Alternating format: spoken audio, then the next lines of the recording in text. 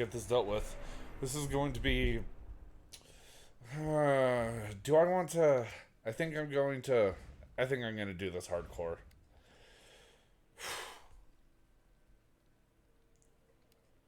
Yeah. Hardcore is just so unfun, dude. I'll run with it anyways, though.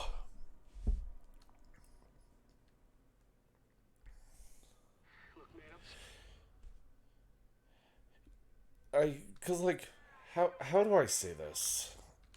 How do I say this? Resident Evil 2, Resident Evil 2 remake as a game, it's it's at its most fun when you're playing standard. Hardcore just feels needlessly difficult.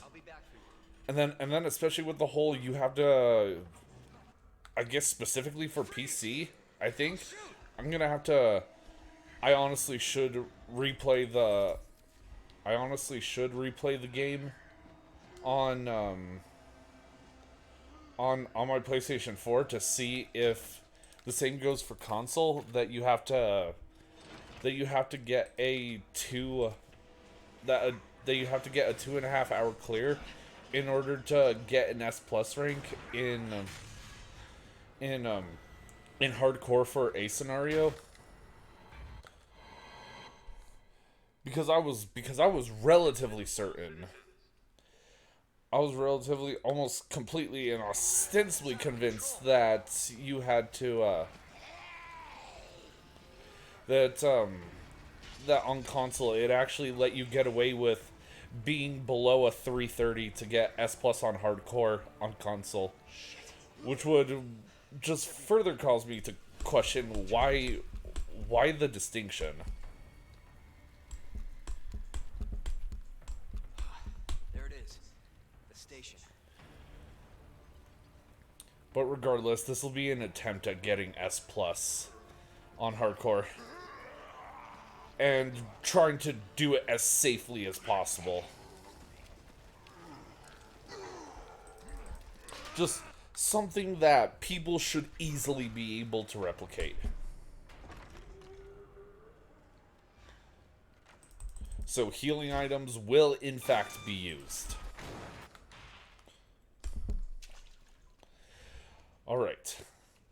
So obviously I've said this in previous streams that I've done on Resident Evil 2, but I'll be once again going back to quoting CarcinogenSDA that getting an S plus rank is all about planning.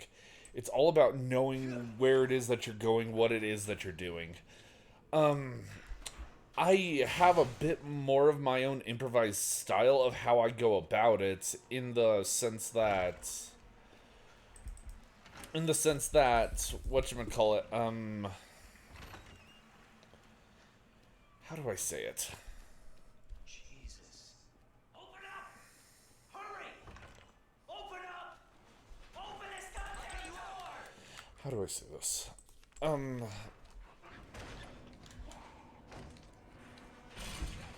I have a different way of like how I route out RPD2 to make it that you spend as minimal time during RPD3, but honestly speaking, there's many reasons not to. There's many reasons not to, obviously, because the entire reason why Carcy avoids doing that is because of Mr. X. Mr. X is a very annoying variable in RPD2 that is intentionally made to be unpredictable. They're everywhere! God damn it. So these zombies, as I had repeatedly learned, they are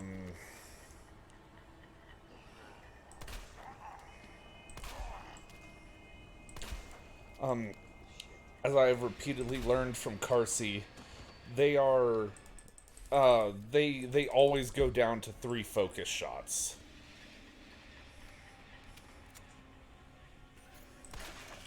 Oh, perfect. Critical shot. But yeah, I always clear out the zombies in this hallway because it makes it that when you're back in this hallway later after you get the pliers, it just makes it a lot more smooth sailing. Though you can go out of your way to specifically leave the fat zombie still alive, because at that point when you come back through here, you'll have the shotgun. And if it's just one zombie, then you can plan for him to break through the door and then just crown him with the shotgun. This is not how I. Alright. So drop that.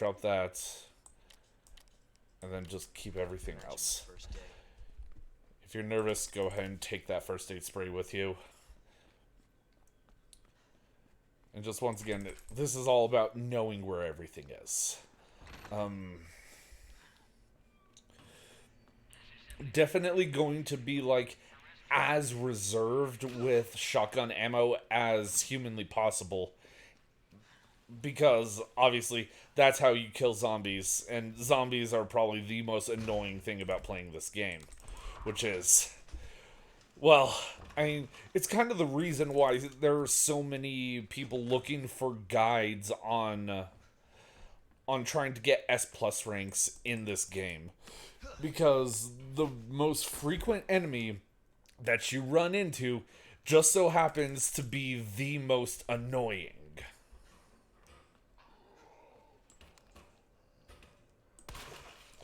Ooh, another crit. There we go. Pick that up, pick the bullets in here. Get the side pack. 915-7.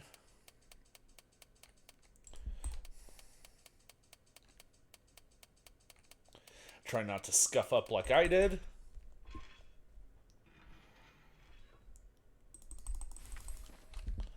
And then obviously over here, get the extended mag. Ned MRG.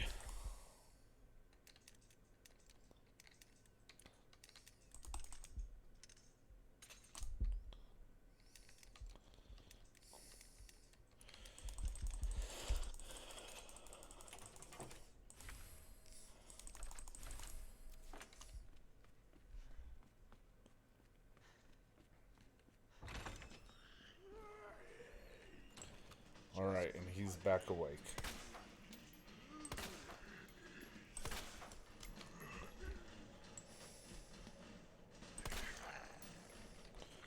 Alright.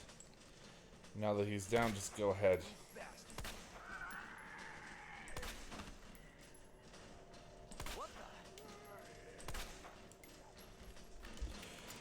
And if you see them just like ragdoll where the way that they move is just like especially exaggerated, that's kind of how you know they're not going to be coming back. Cause that's when they've entered their ragdoll animation. Ah, and it looks like he already found his way down.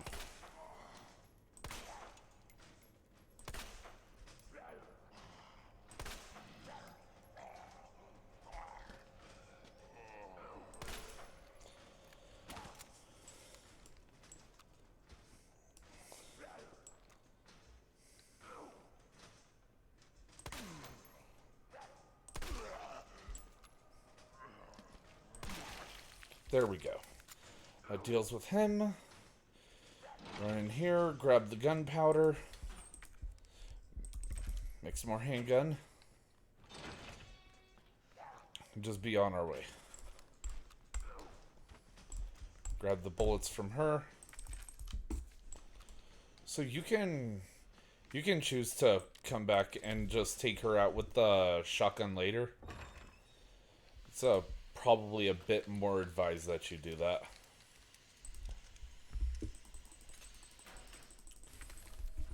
Grab the shotgun shells there. Grab the shotgun shells there. Grab the portable safe. And me, I'm just gonna solve it right away when I get the key.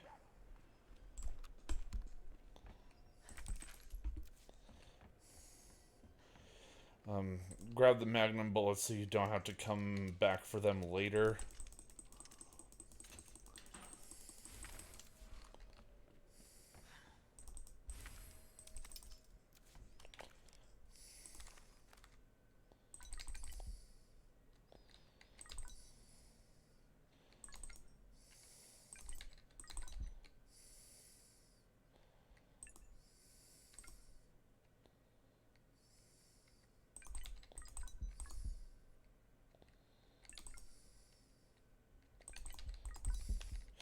That was, well, that was an easy pattern.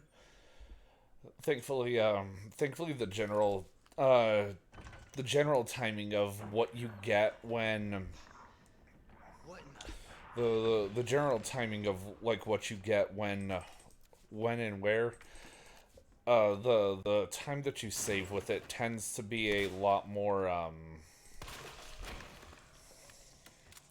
tends to be a lot more substantial than the time that you may incidentally end up losing on one of those weapon lockers. Leon, it's Marvin. I need you On back one of here those ASAP. Are you okay, Marvin? I've got something to show portable lockers. Copy that. What I'll I be mean. right there.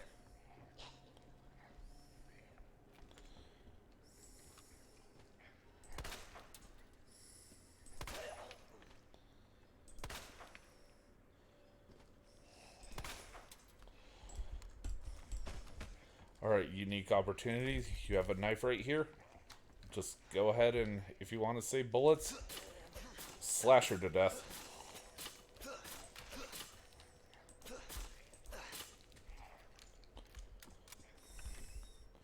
You have some more gunpowder right here that you can mix with this.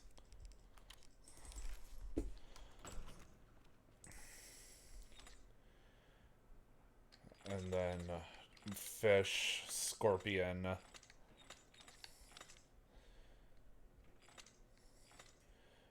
and jar.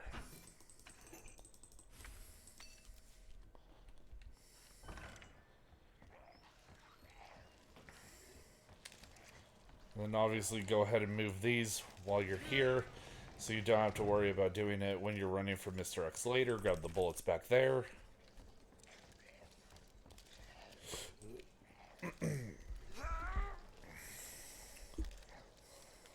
Leave Mr. Angus over there to deal with his own things. Just take out this guy.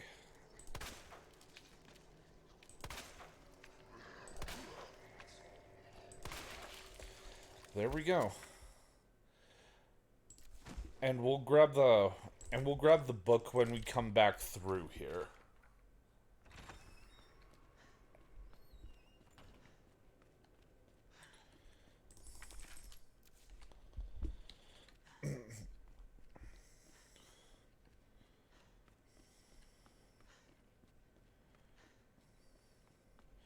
I'll take advantage of the fact of where you end up warping when you go down the stairs, and I'll just solve this but not take the metal. Lion, herb, bird.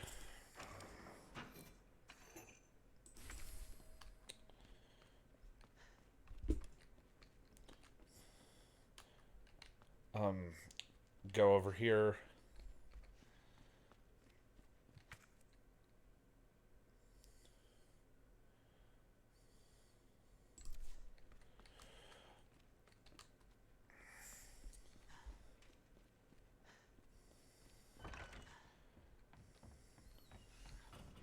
Get the muzzle.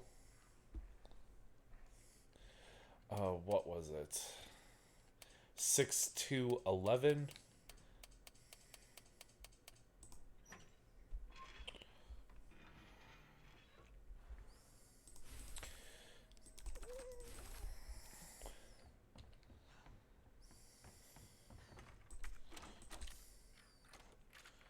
Just go ahead and use that.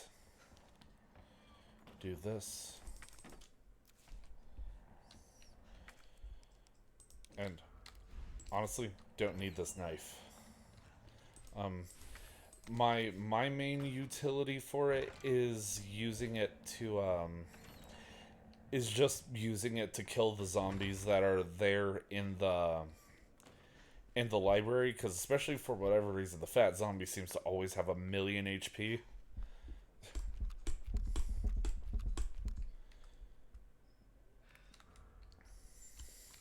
Alright, now we can go ahead and get rid of the key.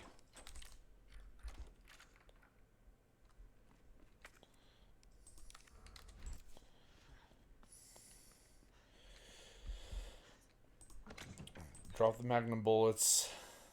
Drop those.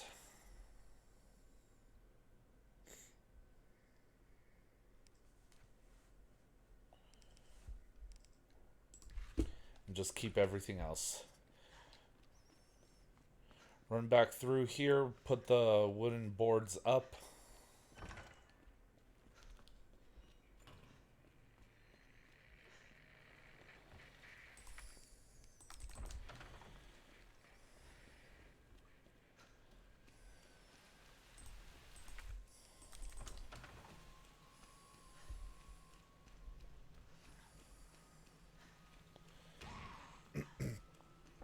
And now every zombie that we end up taking care of, they're all going to be dealt with by the shotgun.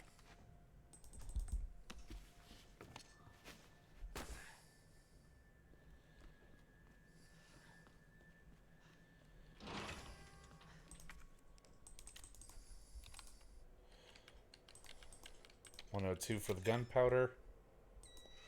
$109 for the bullets. And $208 for some more shotgun shells.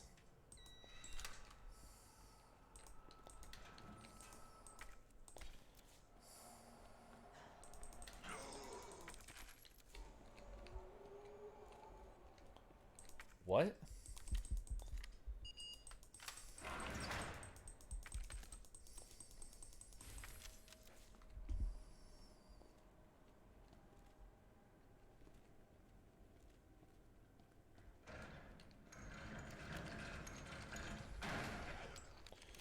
He's still alive.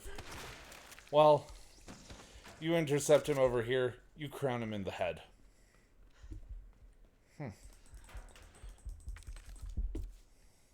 I forgot. I think there may have been a specific thing where he actually does reanimate. Let me see. Is this zombie awake yet? No, she's not. Alright. So, you can take care of her if you're coming back through here.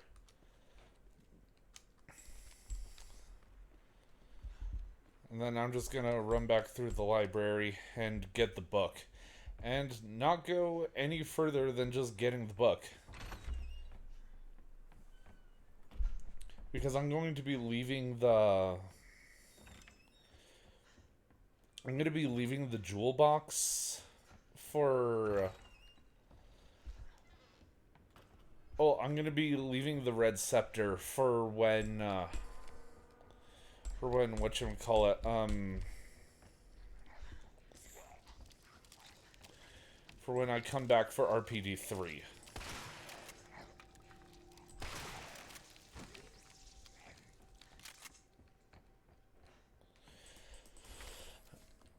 And that'll just put you on a straight trail for getting to it. Because you just grab the red book from the storage, and then the red scepter is in the same hallway that you have to go through in order to get the whatchamacallit, to get the jewel box in a scenario anyway.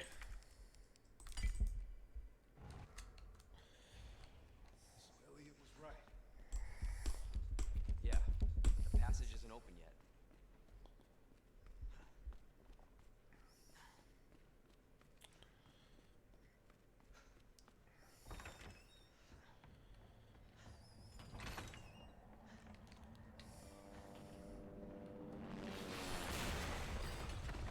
Alright, kind of scuffed that up. I think I'm supposed to be actually facing slightly sideways when you do that. Marvin, I've got a situation here. I'm surrounded by zombies. Marvin, do you copy? Marvin! Damn it. There we go. Alright. So you wait for the zombie to get in through here, you wait for their head to move, and that's when you crown them in the head.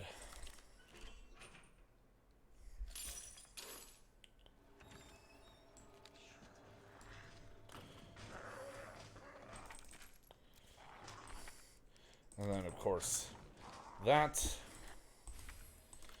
Take the flashbang.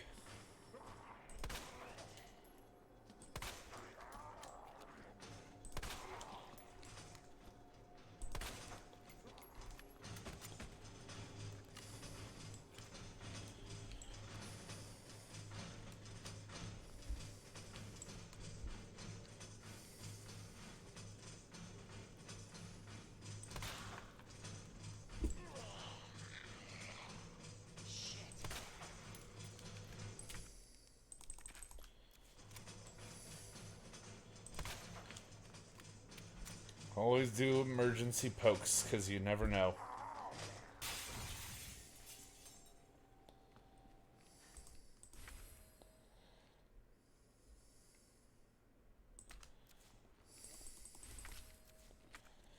So the thing that you're going to definitely notice is that we don't mix shotgun shells at all. I really try to optimize the usage of shotgun shells in this run so that you only need to rely on the ones that you are given.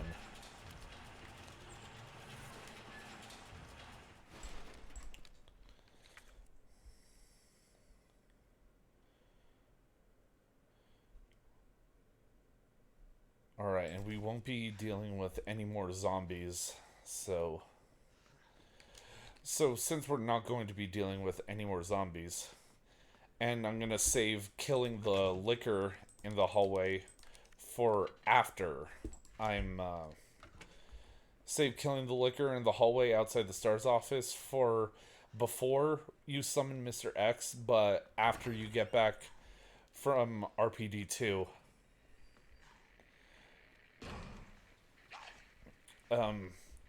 Which means I'll have the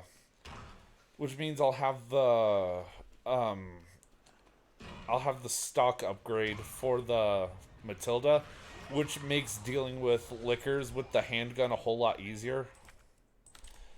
Because at that point, the handgun is very good for killing zombies on the ground and just like keeping them perpetually pinned to the ground. But it also obviously becomes very useful in dealing with liquors. If you're able to like find a comfortable place where you can repeatedly poke them.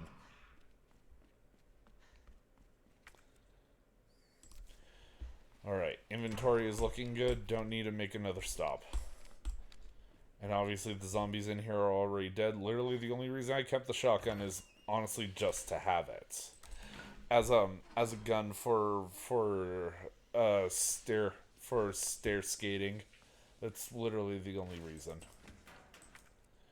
You don't really need to have it because you're not going to be doing any fighting, because if you followed what I've been doing up to this point, all the zombies in RPD that you can currently interact with, they're all already completely incapacitated. Grab the shotgun shells, grab the flashbang grenade.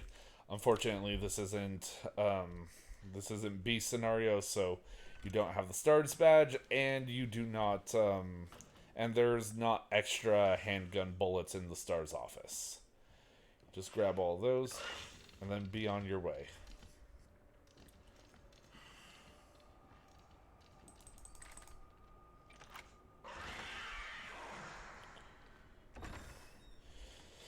And of course, since we already killed this guy over here, we don't have to worry about,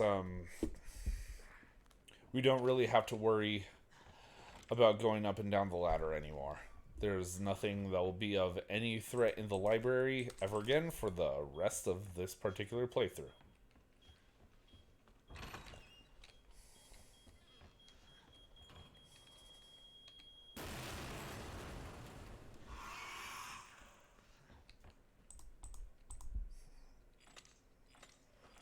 Lady, arrow, snake.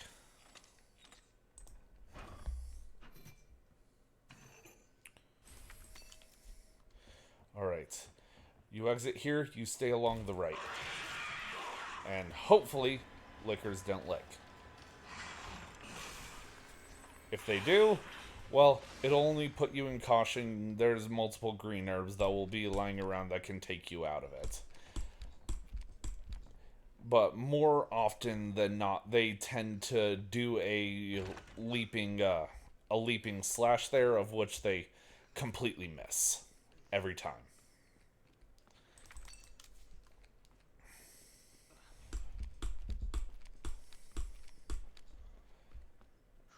So just a little detour, grab the green herb that's right here.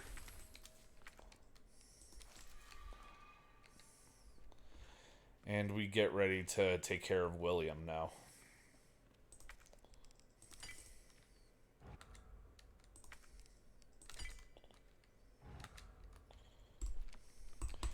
and say our final goodbye to Marvin. Goodbye, Marvin. We'll put you to rest later. Alright. You can honestly keep the gunpowder because there's a gunpowder right outside the arena.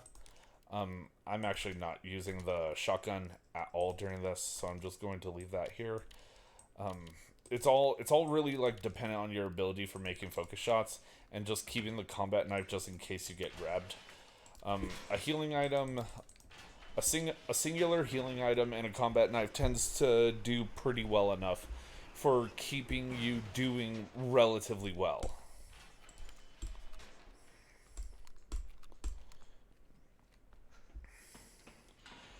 And with 111 bullets, you could honestly get away with not doing any focus shots. Me, I like doing focus shots because it conserves ammo. But even Carcy didn't do focus shots. He just focused on spam shooting, especially towards William's eye. All right. At the start, aim for the head.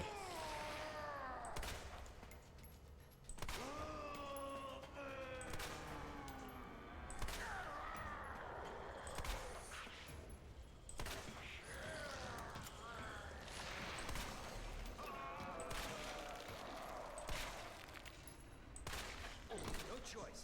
Gotta take it down.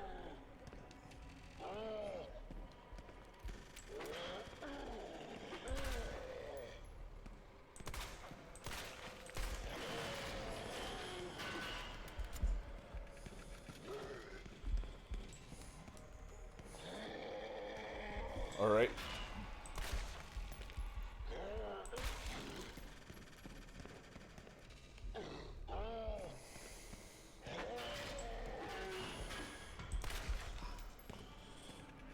Yeah, just focusing on getting shots on the eye.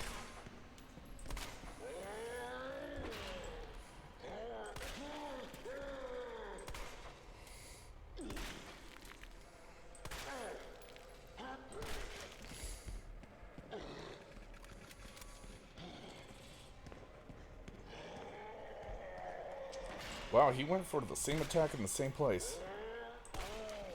I guess he really is insane. Alright, he got me with the grab.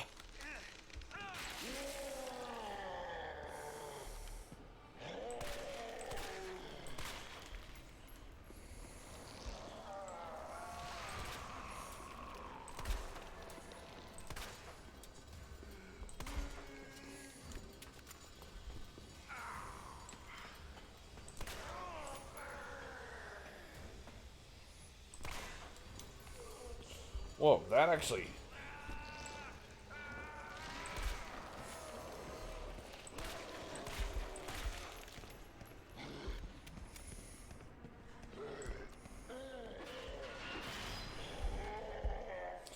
Alright, I just did the little trick that Carsey taught me a while back. That you can occasionally get him to...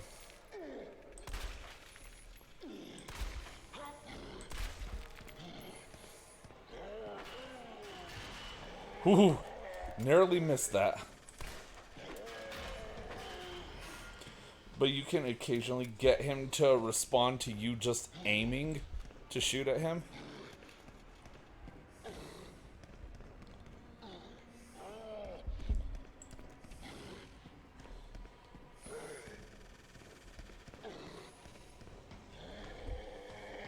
All right.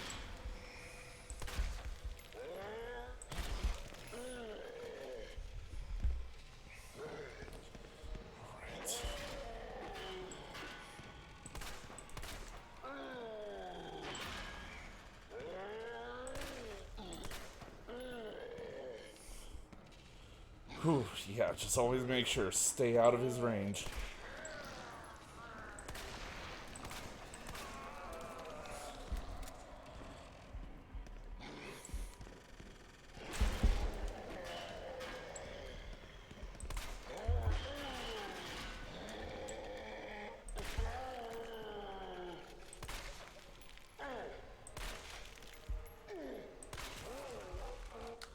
Something that something that I ended up kind of like noticing to myself is that if you were able to get the stock upgrade for the Matilda before this fight, William would be a walk in the park. Like it would be something that if the knife wasn't so overpowered, speedrunners would have gone out of their way to get the stock. Especially with the fact that it tends to especially with the fact that it allows your shots to refocus faster than it allows your shots to refocus faster than when you how do I say this?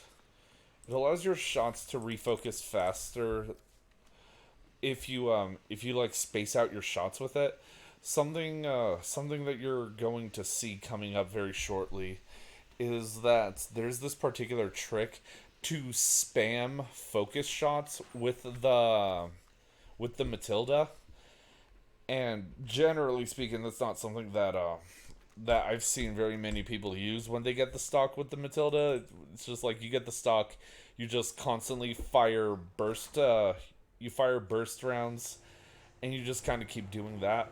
But I ended up finding something very interesting that because when you do the initial fire with the first shot of the three shots with the stock for the Matilda is that only the first shot really can remain focused, while the other two become spread shots. A little bit too much standard programming into my head there. I was almost expecting to get an inventory upgrade. Disregard that.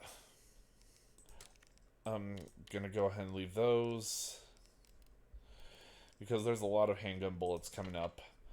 I'm gonna leave the knife to the side because the only thing that I'm really scared of in this coming area are gonna be the dogs. And dogs, you generally don't need a knife to be dealing with them.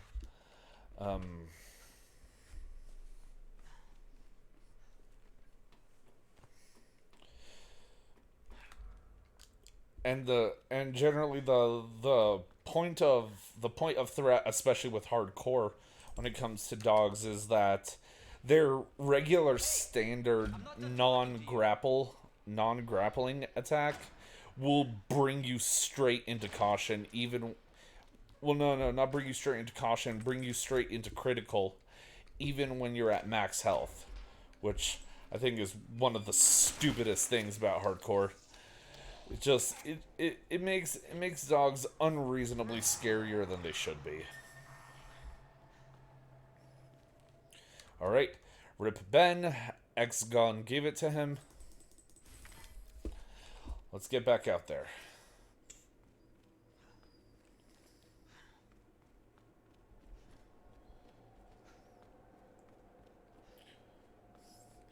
But yeah, it makes it that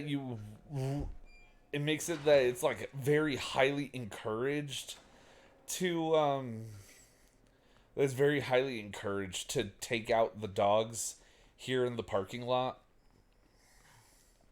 rather than continue to let them roam, because dogs can very easily combo you, and it's just like, what are you supposed to do about it? They're way too fast to dodge, and especially if you end up getting snagged by one of their attacks at any point, they it basically stun locks you into getting grabbed by them.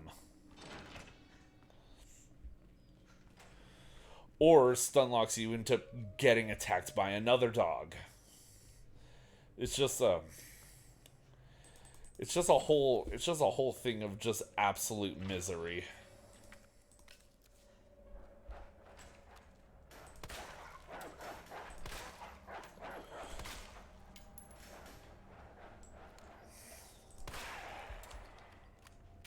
Oh yeah, and I should probably go ahead and get the stock for it before I have to fight with the dogs to get it.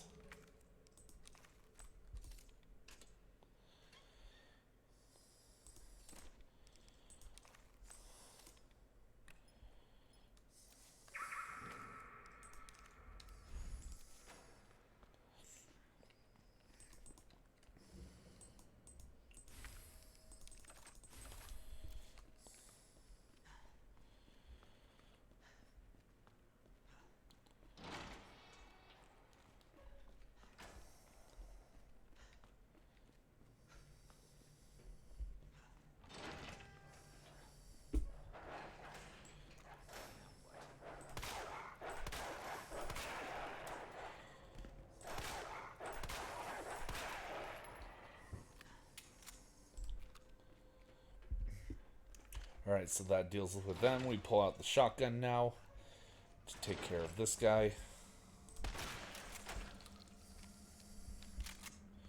So this guy, this is probably the most frustrating zombie when it comes to actually, like actually taking care of him.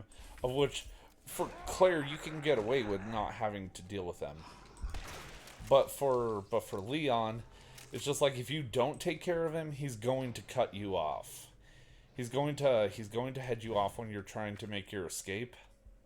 And that's just, it's just undue torture, if I'm being entirely honest. Undue torture dealing with a dog.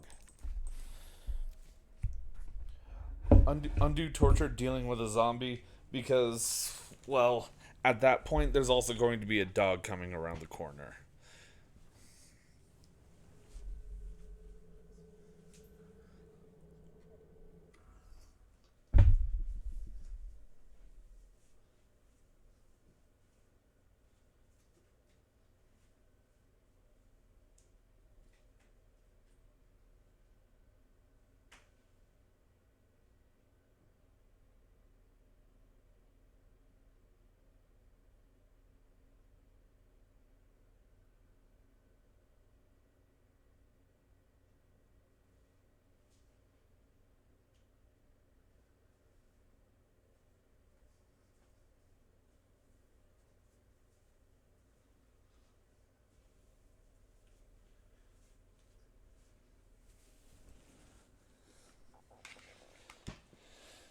And so at this point, and this is going to like really show just how much leeway you actually have with your timing. I'm honestly just gonna go back to the storage over here and just go ahead and drop some things in there so that I can grab the gunpowder and obviously so I can get the electronic component and the flashbang grenade.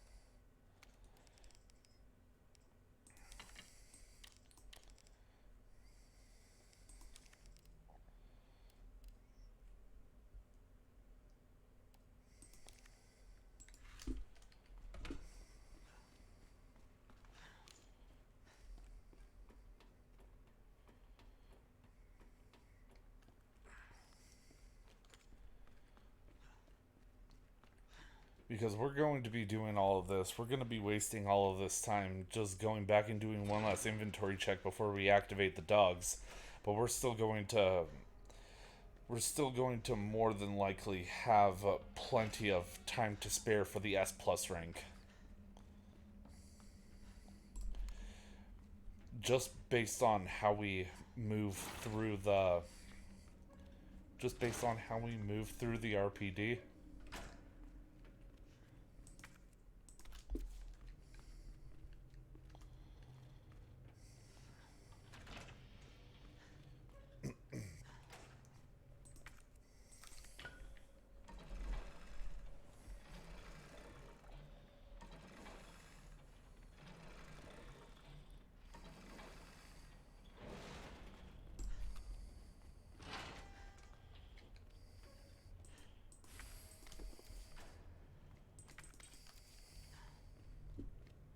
Go ahead and get those. Leave the green herb there. There's a ton of green herbs to go around. That's not one of the ones that we need. Okay, the last two, because this is a scenario. And then we just make a break for it. This dog climbs over the fence, and then it's already way too late for him to be able to stop us. We go ahead and take care of this dog over here.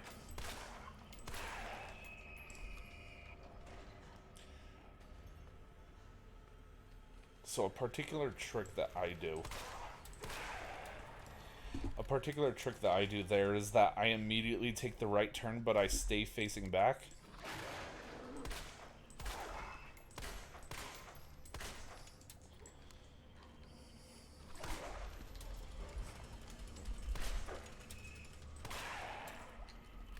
Is that I stay facing towards the door, because obviously that's a little trick that speedrunners use as well. They know that the dog will still be in the cooldown of its animation, that it won't be able to attack you by the time you go into the door, and the only time to really worry about is when you're on the other side of the hallway.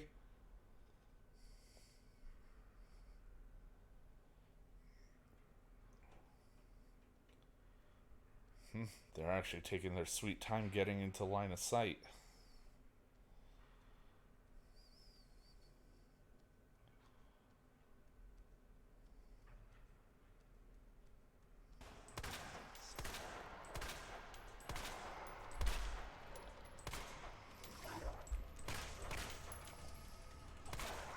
Son of a bitch.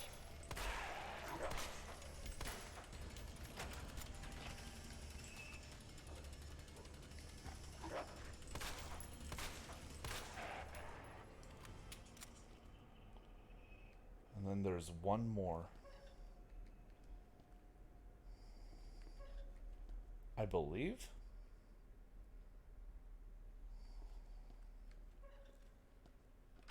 Oh no, I already took all of them out. Alright, well, this is where we use the diamond key so that we're able to get rid of it while we're going through the RPD.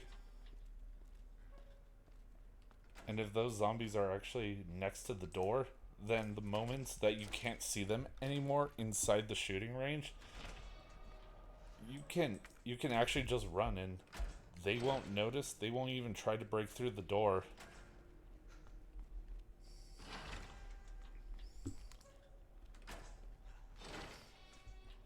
At least in all my experience, and I've tested it way too many times at this point. But they never seem to notice. So I take advantage of that. Alright. Oh yeah. Don't have room in inventory right now. Alright. So there's no nearby available gunpowder to be grabbing. At least none that you won't be able to get by the time you hit your next storage chest.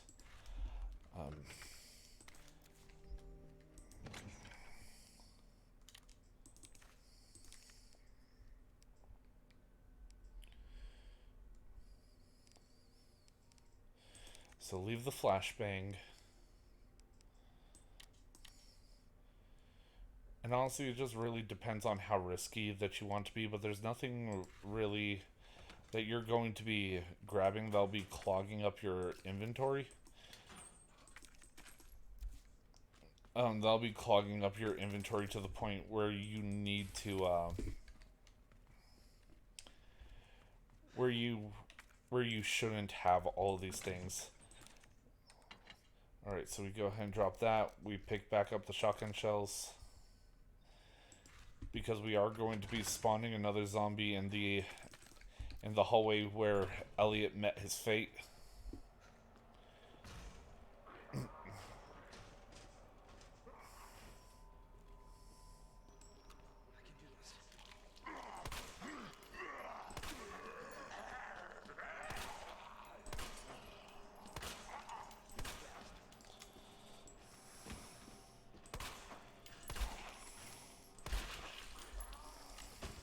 Alright, got lucky to crit him with the Matilda, so I'll take advantage of that and just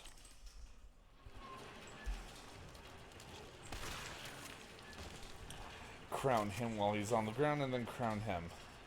And Elliot, it's honestly a lot more fun to just poke him with the Matilda, because he just completely ceases to function when he's under fire.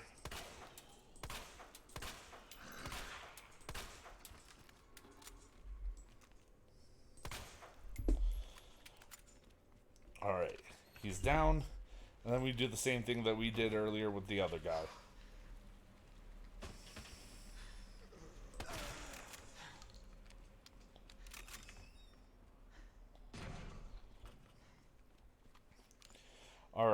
And now we're gonna do a whole lot of liquor killing.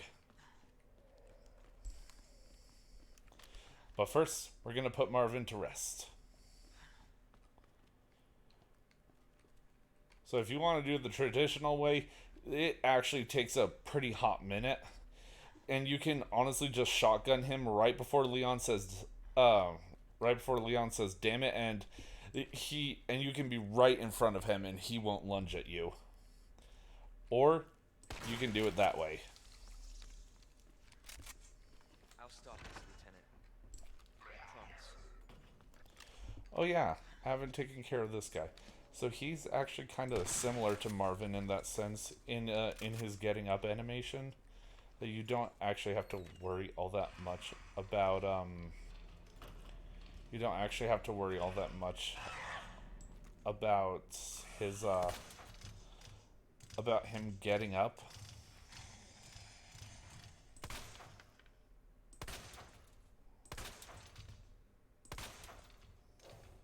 Fucking hell.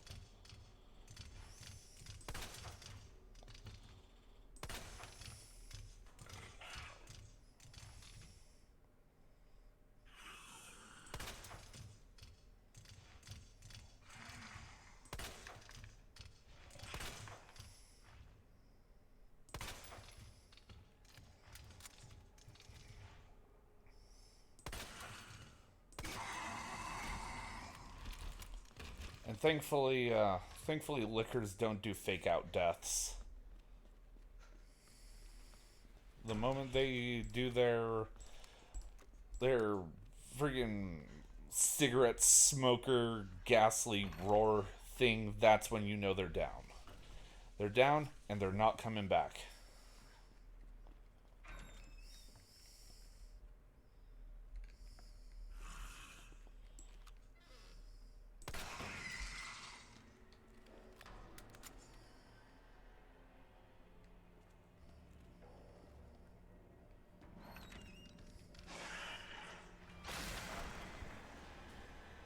Yeah, generally speaking, that liquor always goes for at least one swipe at the door every time you shoot at him. Fuck you.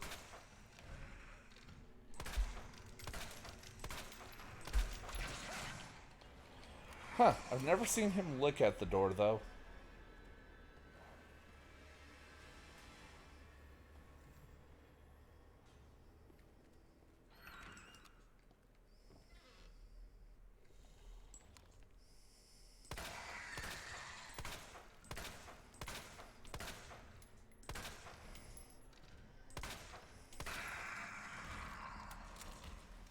And with that, he's taken care of.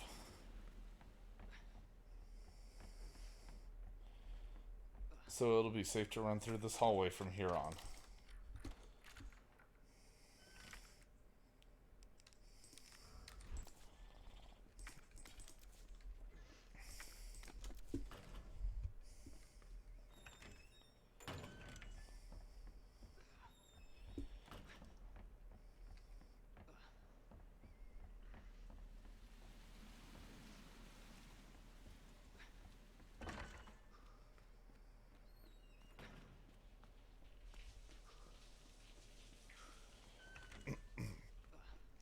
And so we go ahead, we're just immediately going back here because especially in hardcore, you really want the storage space. So to get the extra storage space before Mr. X spawns, it's one of the things that I really like about Leon. Um,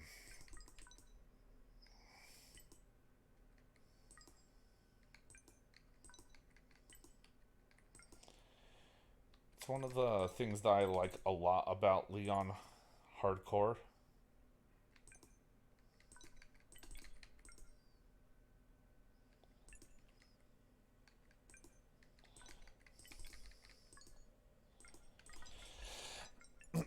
Well, I mean, just Leon A in general is that you're able to get this side pack before you spawn Mr. X.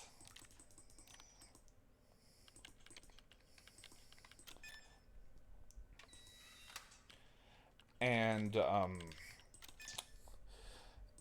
and that especially if you put the key component into the 2 slot first, which I mean honestly you should, you get access to more items than if you put it in the 3. Because if you put it in the 3, literally all you get access to is a knife, and having that particular knife is very helpful for at least my particular method of escaping the prison.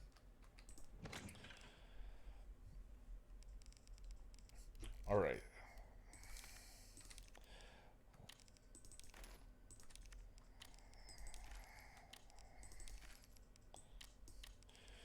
So we honestly don't need the handgun,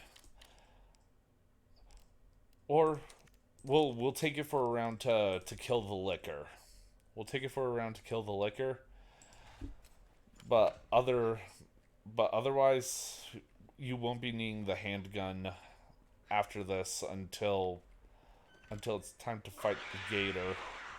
So we go ahead and aggro him, get him out of the hallway, obviously, so we don't have to deal with him when we're running from Mr. X. But then I'm also going to kill him on this side as well, so that when we come back for RPD3, we don't have to be super cautious walking through this hallway.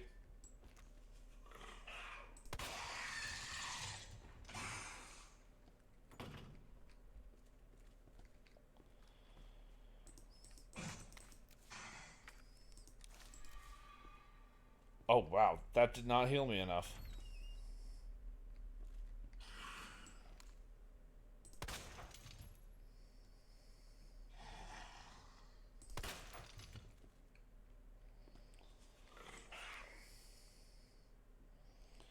Come on, show your head.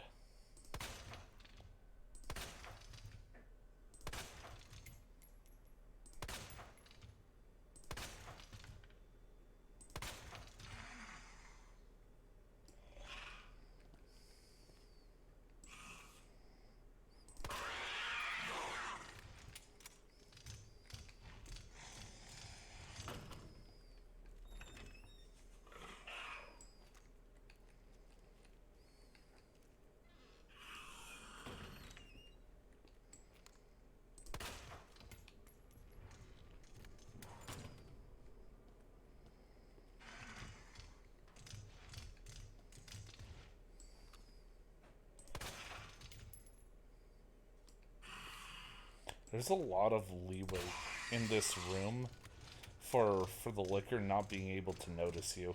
It's weird.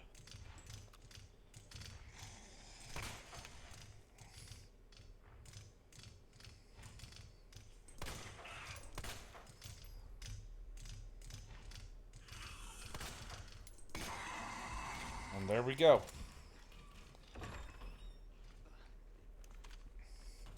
He's dealt with, and now the only zombies that we have to worry about are the 2 on the 3rd floor. The 2 on the 3rd floor. There's 4 on the 3rd floor. The 4 zombies on the 3rd floor, and then the whatchamacallit. The 2 outside the room where you get the club key.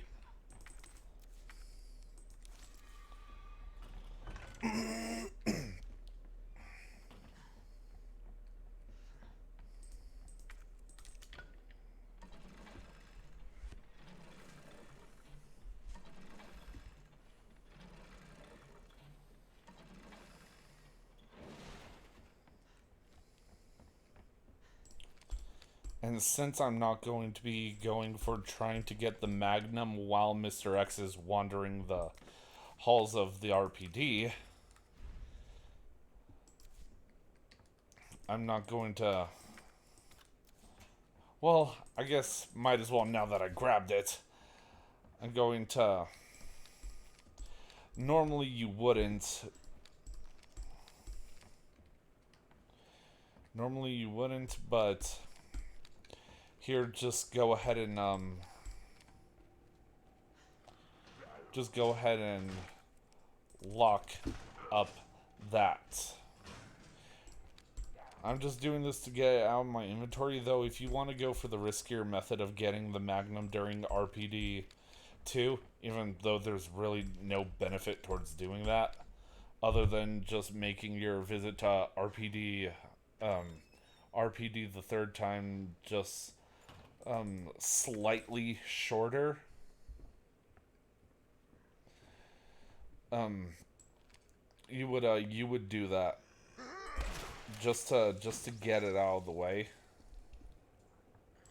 Just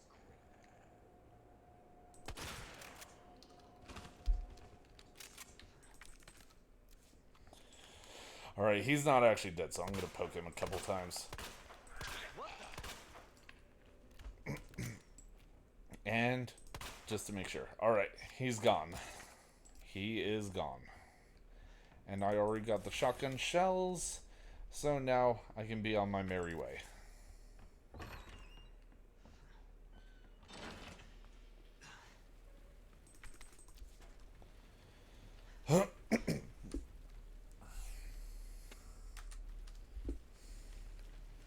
Haha, funny, Leon is fat joke.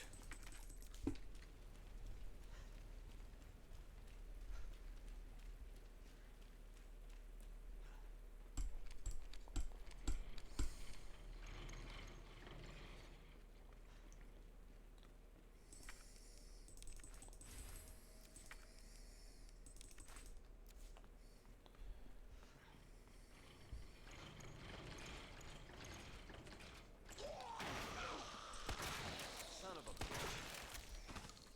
And just, yeah, cap those two right at the doorway.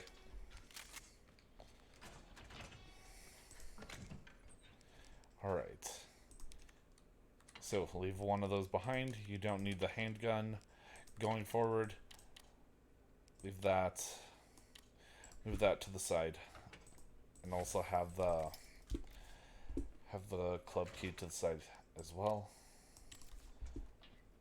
Move that out of the way because, well,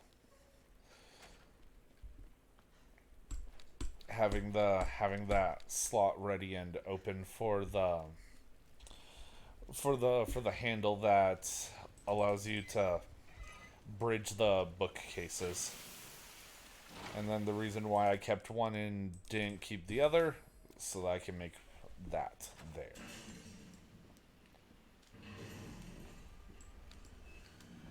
Jesus Christ! And then me, like, normally people go for, like, the longer go-around. Me, I've developed enough confidence to do this, because he still does the same leaping attack. Yeah, he's closer to the door than if you did it a longer ways out, but it really doesn't matter.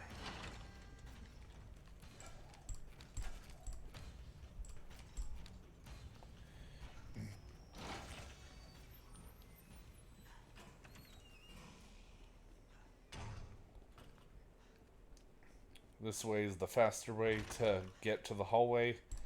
You would, if you were going for the Magnum RPD2 route, you would instead just continue down that hallway. You would just continue down the hallway where Mr. X lifts up the helicopter and just go straight for the jewel box there.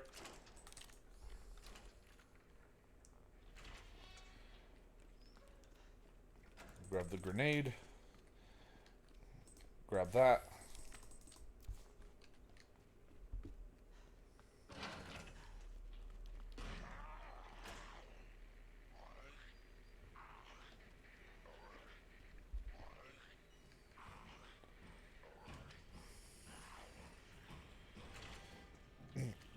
And then obviously just wait for him to come around.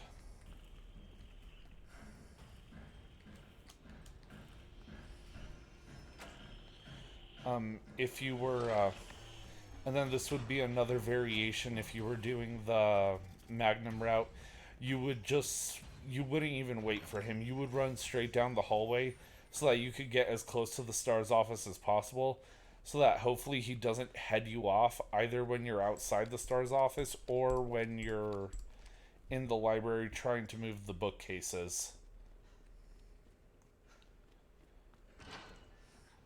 Although a word of caution on that particular route, sometimes Mr. X decides that he's going to chase you like he's chasing Claire, and instead he'll be waiting for you around the corner when you walk through the double doors. I have seen it happen. I've seen it happen because I have had it happen to me.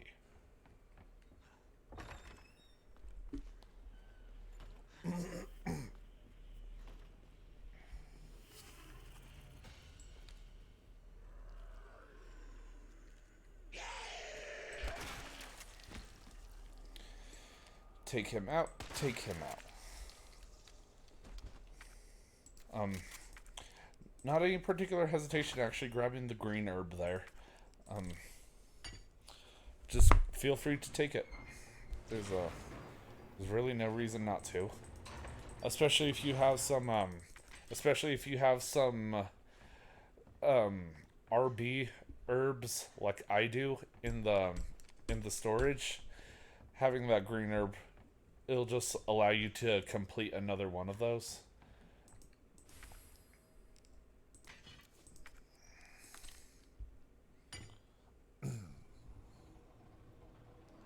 And I don't know why I put that over there. Listen to what I say, don't do what I do.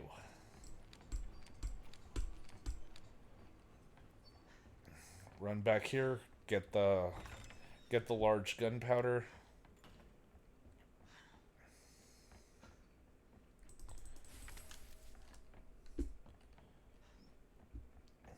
And then run back into here.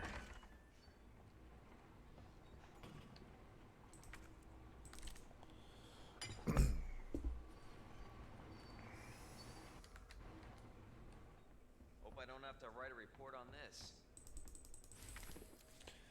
And then test the waters, see where Mr. X is.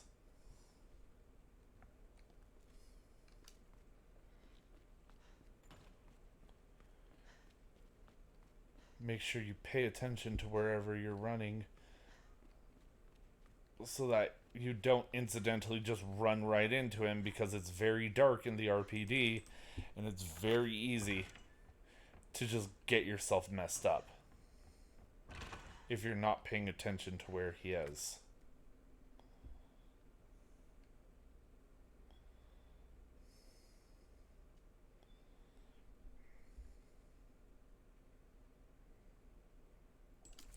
Actually, that's an interesting...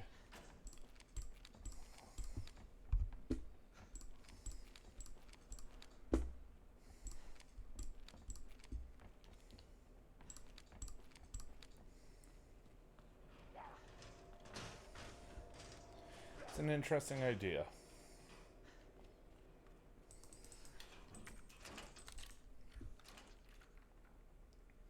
This will more than likely activate the Mr. X trigger for him to smash through the wall.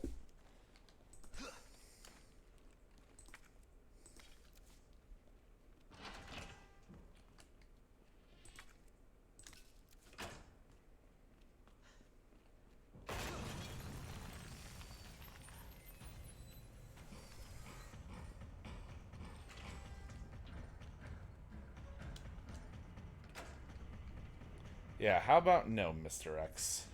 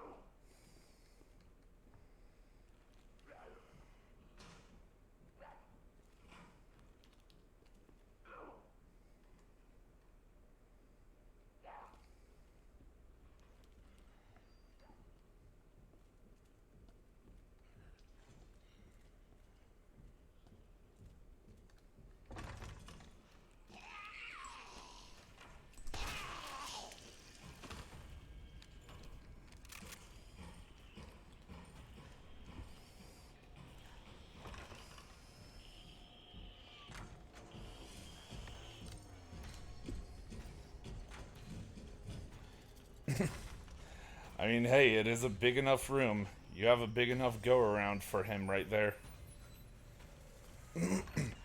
But now I'm honestly wondering, where did that zombie come from? Because that was not normal.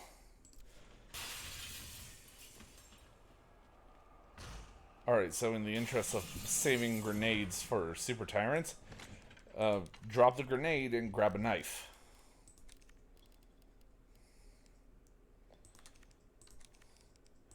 And then just start dropping all this other stuff as well.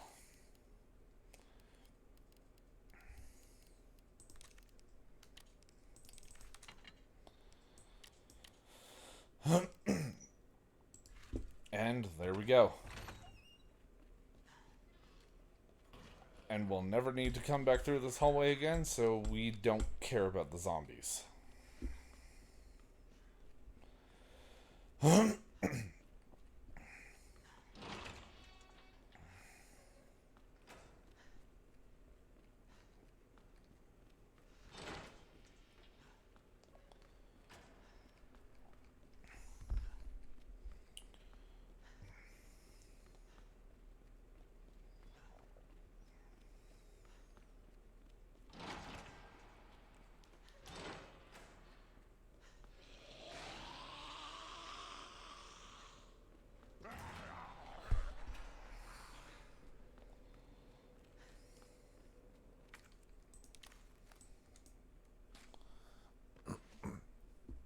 And then just do the puzzle like so.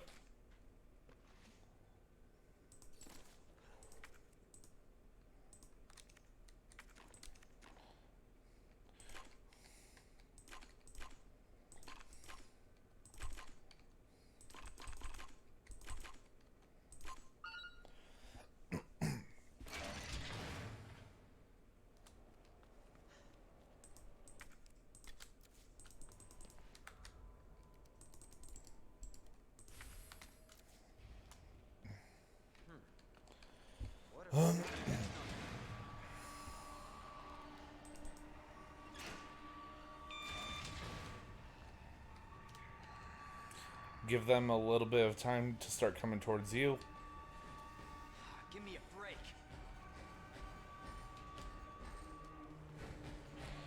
Make him do his leap. Hopefully you don't walk around the corner to find a zombie over here. I have had it happen. Run right into her. Give her a knife to the chest. Run right past. And you're in the clear.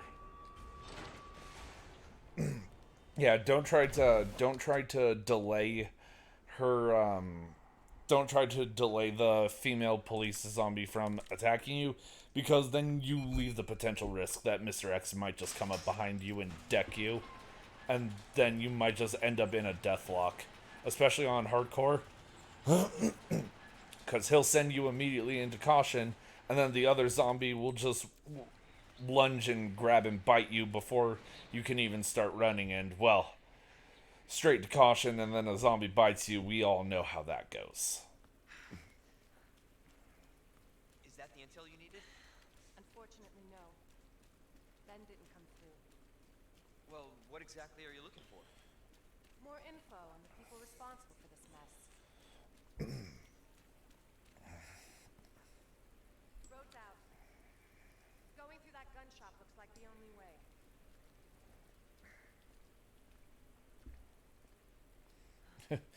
Going through that gun shop looks like the only way. Why wouldn't you at least want to check? Like, it's a gun shop. It's a gun shop in this situation. Like, are you seriously that confident in yourself that you don't think that maybe it would be nice to have whatever might be left in the gun shop?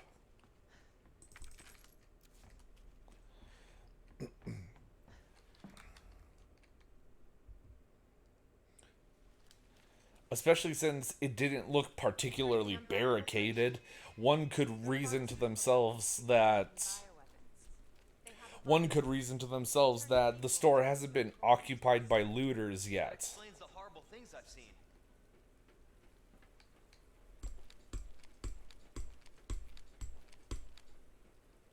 And that's why I'm looking for Nessa. She's the one at Umbrella responsible for this. Get to it. Based on what you've said, the sewer seems fitting. Gee, thanks. I feel like there was Real science. I think there was an intentional emphasis on him saying G when he says G thanks, because he just learned about the G virus. Without the authorities knowing.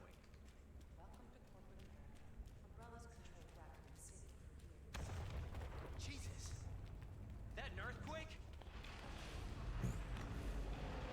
What the hell? Alright. So I'm also going to be thinking in terms of what I'm going to need after, so that I don't have to make a stop at the... So that I don't have to make a stop at the... Whatchamacallit?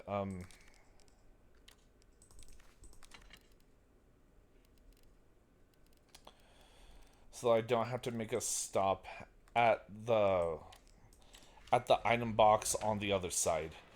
And, well, I guess the conclusion that I'm coming to is all you need are the shotgun shells, some handgun ammo, and the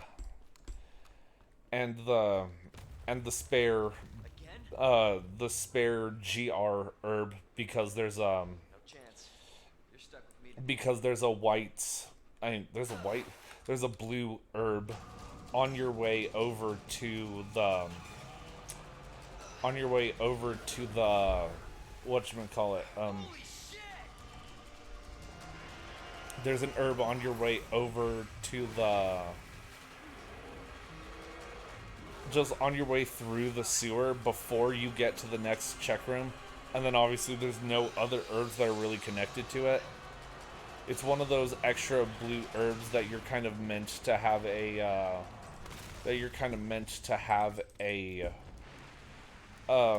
GR herb already planned for it. Chew on that, you overgrown son of a bitch. If you're trying to route your healing items the best, because one of the points for a scenario, especially notably as I've noticed with Leon, because for whatever reason it feels like there's more blue herbs in Claire's campaign than there are in Leon's. Just get up here. It's just this weird hunch-like feeling that I noticed the last time that I had played Claire. It felt like there was more blue herbs, You said the virus and there was turned like people more into there was monsters, more not reptiles. potential for GRB herbs than Leon. And I might just be seeing things. It might just be because of the different way that their routes play out, but it just kind of felt that way. But for Leon, basically you plan all of your GRB mixes around the blue herbs, because the blue herbs are obviously the least abundant. Umbrella sells monsters like that to who? Our military? Somebody else's? They don't sell the monsters. They sell the viruses that make them. And Annette is who makes the viruses. Scary as that alligator was. Annette is Which, I mean, I believe even for Claire, blue herbs are still the least abundant herb in the game.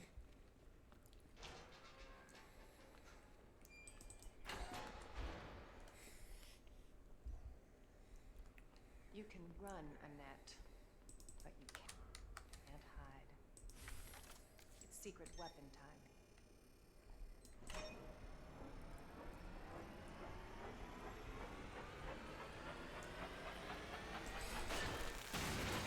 Alright. So it's just like, it's always at kind of like a 45-degree angle, I've noticed. Because if you're counting 90 degrees as facing forward, it always feels like that particular power switch is just 45 degrees to the right when you're at the curve. So I'm gonna do the safety strat of chopping this zombie's leg before I get out of this room, so that he doesn't follow you into this room, and then that just makes your escape a lot easier. And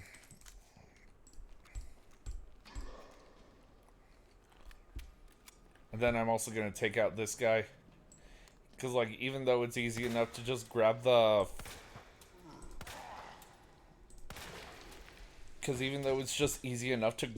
flashbang and then flash past him and the female zombie that wake up. This is a particular method that allows you to not even need to grab those.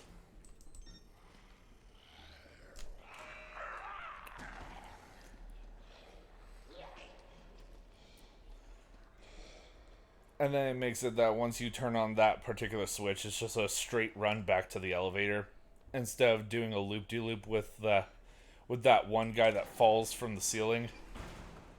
Got you now. Always been good at running. Give you that. And then once again, I found, again, 45-degree angle right around here, right around the center. And that just tends to be right around perfect.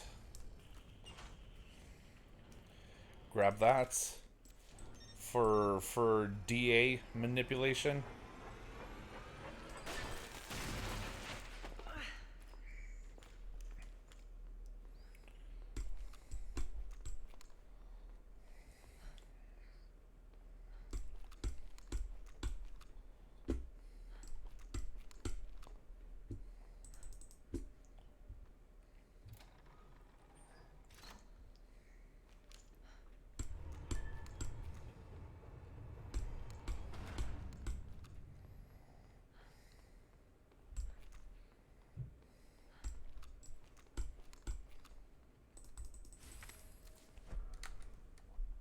Bravo. Gonna burn you alive, huh? You'll never get your filthy hands on the chili. I'm not doing an acid. Yours. And you won't die alone.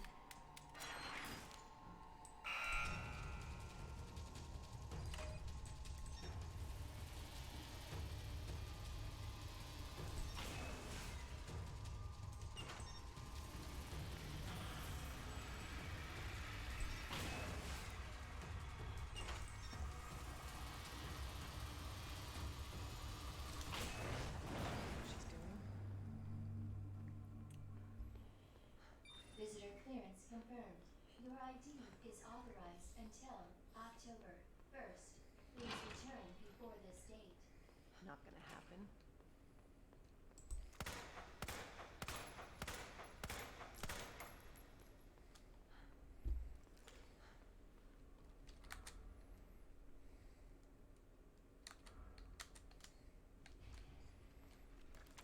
Alright, shotgun's the next gun that we're going to be using.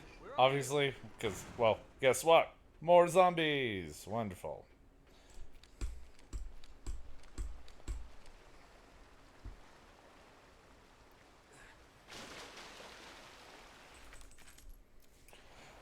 But I've actually also come to realize something. That's a pleasant. If you look at the positioning, you can actually notice where all the zombies are, and I'm actually going to test something right here.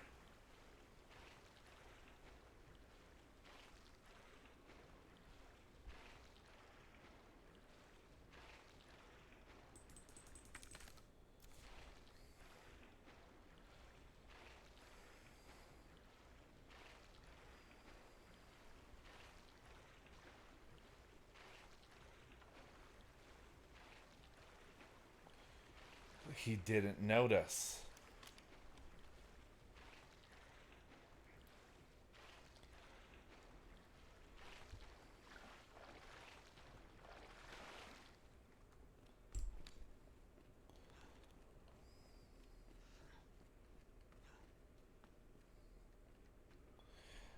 So that is a trick.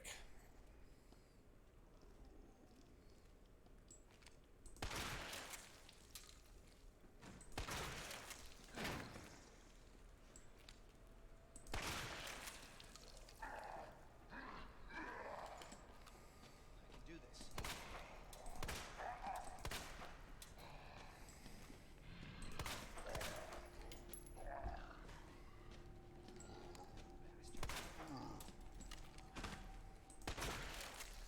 I always particularly hate that one. He's always exceptionally annoying, and he always seems to reincarnate when he really shouldn't.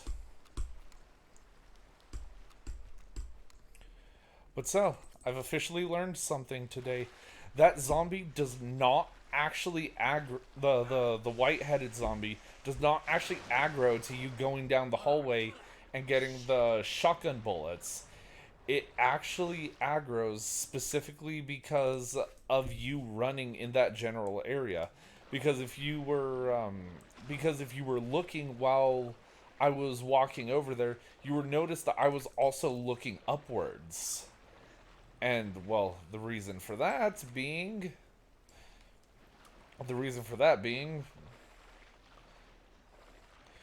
because I realized the structural placement of everything.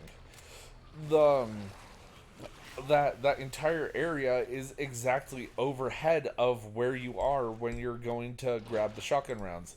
So it turns out that that zombie doesn't aggro to you getting the shotgun bullets. It aggroes to the fact that you were running in a close enough proximity for it to realize that you were there.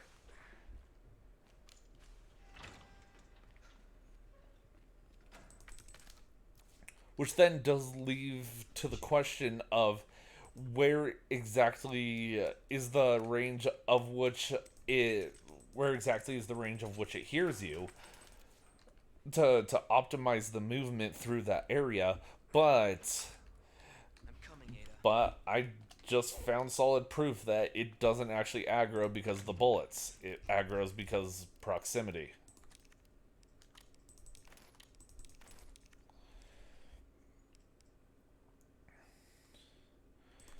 All right, drop that because both of the GRB herbs that you can make in the sewer, they line themselves exactly up for you. And I probably don't need the handgun either. No, I don't, because I'm only going to need it when I actually come back around. So we can just go with the shotgun and be on our way.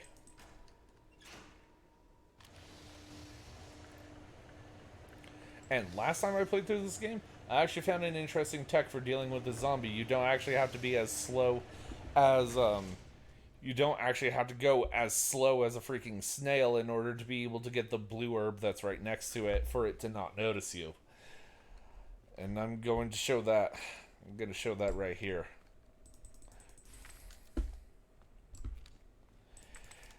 Of course, obviously, it's all up to comfortability. If you want to hug the wall, you can go ahead and do that, but it's the trigger area for waking it up is surprisingly small. 212.8. It's also written on the right side of the locker. Again, if you're going for an S plus, you probably already know most of this information already, but always worth saying just in case. The yeah, you could just go straight right while next to him, and he will not notice you. All right, I like to cruise down the stairs slowly.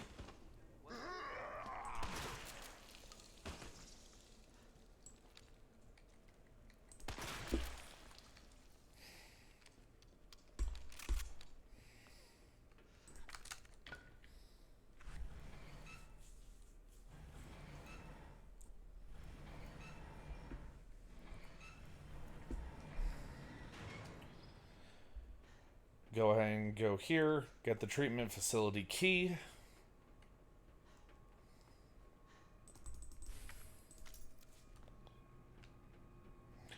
And then this right here is really what I meant when I said that the two GRB herbs that you can make solely out of herbs in the sewer really line themselves up for you. Is this green herb is right here, literally in the room right next to where you got the red and the blue herbs. Grab the grenade because, again, need every grenade that we can get for dealing with super tyrants.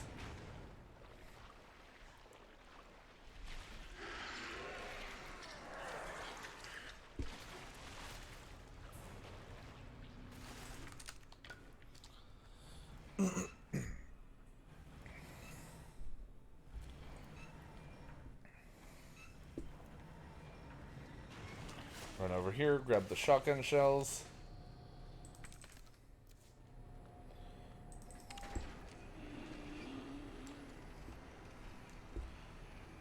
And slowly long and cry for the side pack that was supposed to be in this room. But again, you can't have fun in hardcore. Everything in this room is already dead.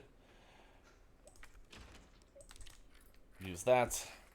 Unfortunately, there's no high-grade gunpowder waiting in here for us. It's only this, but that'll make for good handgun bullets when we head back up. Go ahead and take that, because we're not coming back down that path.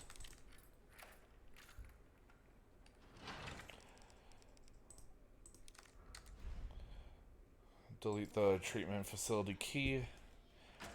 Grab the handgun bullets here.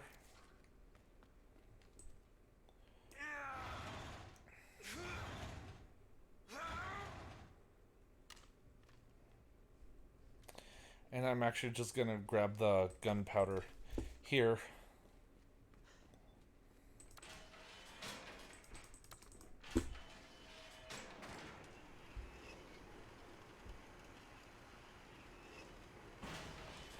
And we're gonna leave the magnum bullets there to grab them when we're on our way back down to the Oregon Trail.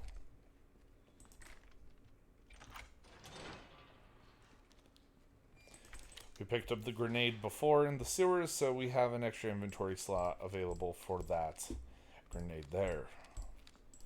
And that's kind of the reason why I really like not grabbing it in the A scenarios, is because when you come back up from the sewers, you're generally coming fresh off of a trail where you already grabbed a hand grenade, so you already have that dedicated item slot to where you put it.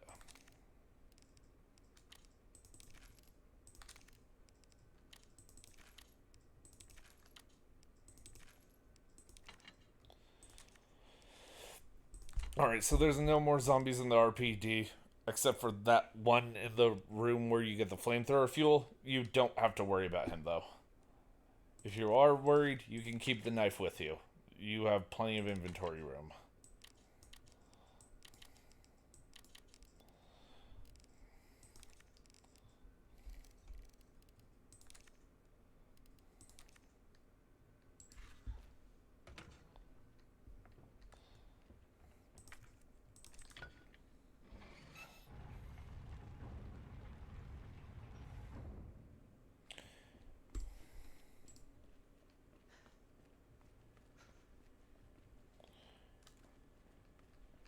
Alright, so first we go ahead and go to get the red scepter.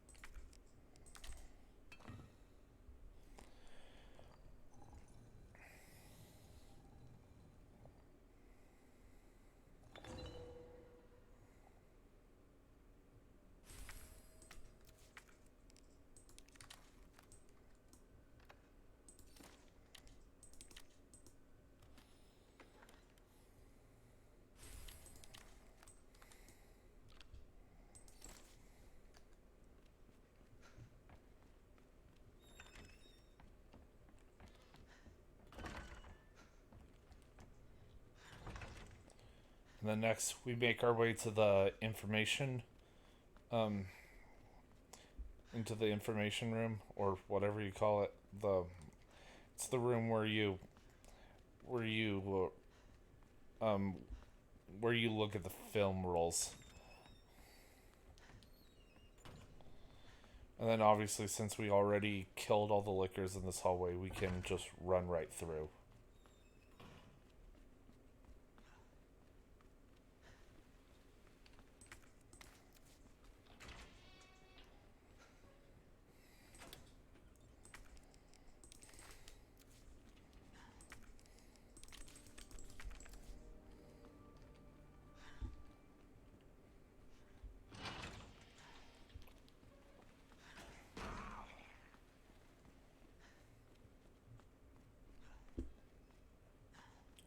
And obviously, same goes for this room over here, since the liquor is also dead.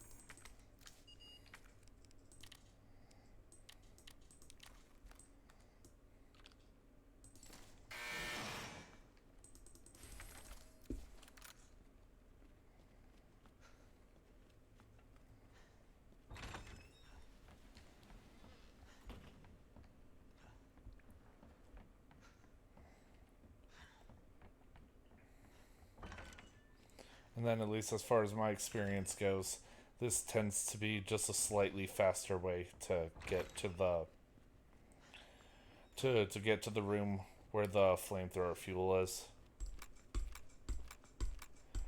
And get ready for duplicating Marvin.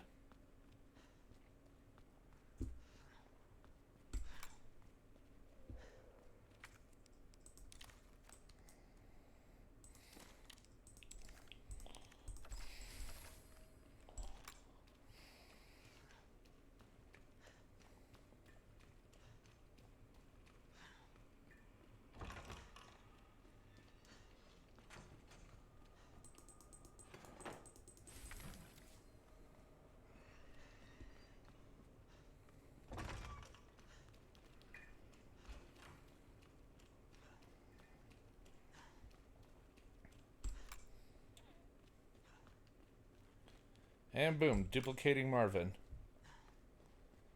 Marvin's right here. Marvin's right here.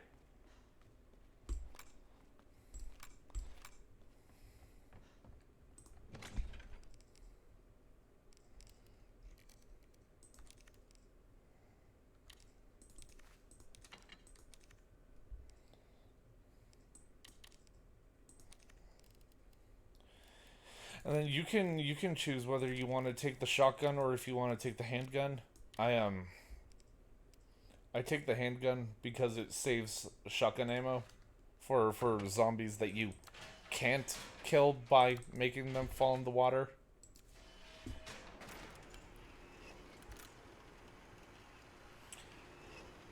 And I already made a goof. Go back up, get the magnum ammo.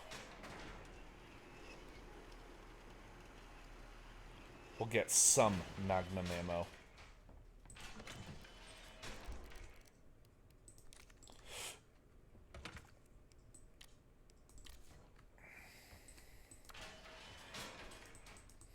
So the main thing to really preface with going into the Oregon Trail is just having having 5 inventory slots available, because there's a GRB herb that you can mix on your way through there,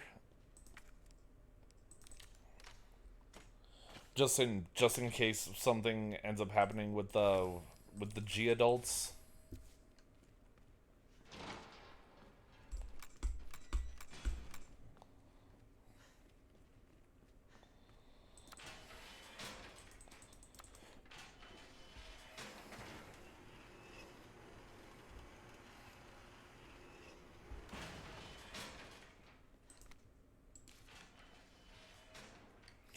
And I forgot to grab the magnum bullets that were also up there. This when this inevitably ends up being an S plus run, because we literally have an entire hour to get to that point. When we have almost basically an entire hour before we're too late to get S plus. It's going to really show just how much leeway you really have. Even in hardcore, with all the senseless backtracking.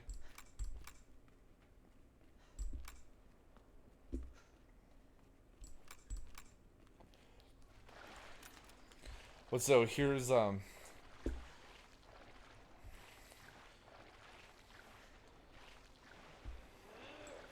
So here's the really nice thing about zombies being in water is you can just take them out by taking out their feet.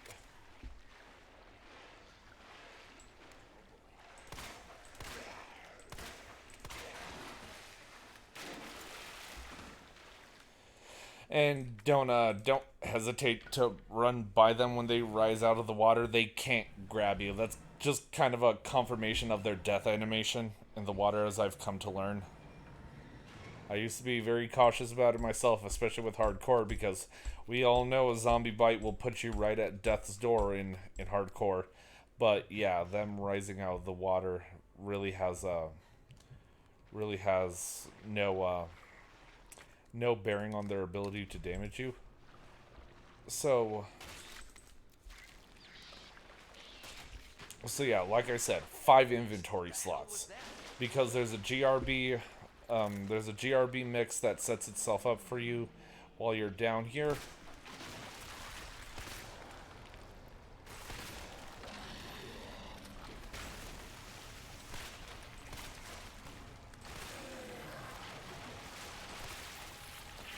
And this is one of the other reasons why I like having the Matilda.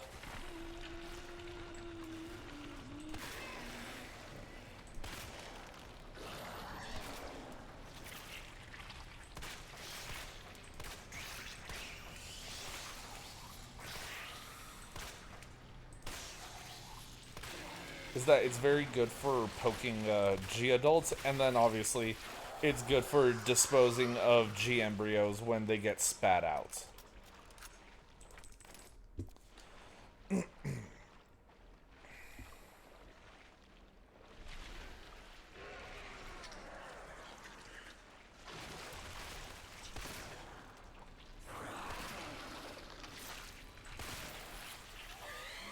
And I just go ahead and use 3 bullets on that one, because having a full clip of ammo tends to be pretty useful for this particular zombie here, just in case he decides he wants to be a problem.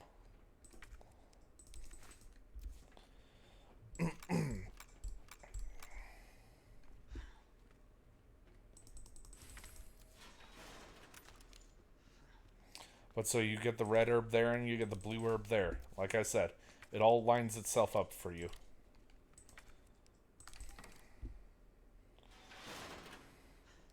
You shoot him while you're right below him.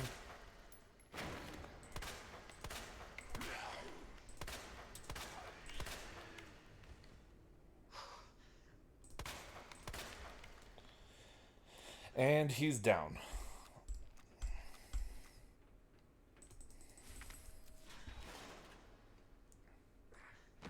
And with that, now we have enough inventory room for the flamethrower, as well as everything else.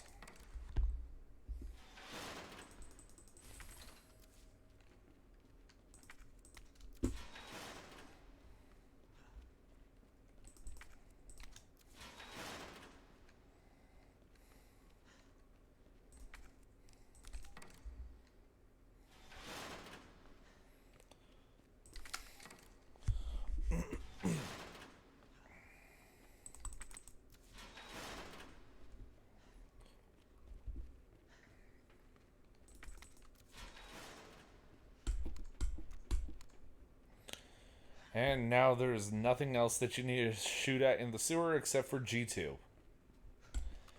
And prayers that that fight goes well. I hate G2 as a fight. G2 and G3 are just unreasonably irritating. Like, G1, it really depends on how you set yourself up. But G2 and G3, it's just like there is a certain factor of luck in how you go about dealing with that fight.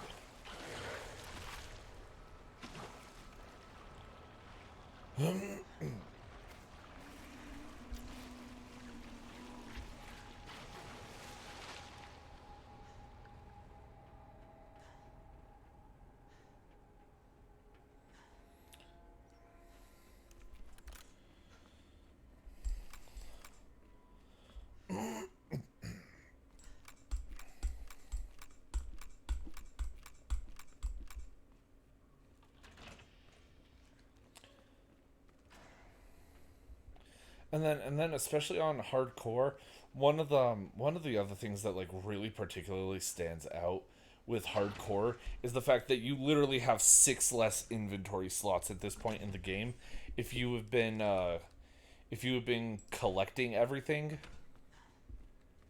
All right. Queen here. Take out the bishop. King here. Go back over here. Grab the knight. Knight here. Rook in the center. Bishop on the wall. My main method of remembering that is remembering that the bishop is on the left wall, but it's not in the same position that it's in the B scenario. Alright, so for this, a GRB herb. Well, because like you can also make one while you're on your way over there. So you can go ahead and do that, and then just having a knife, just in case some kind of incident happens where he ends up grabbing you.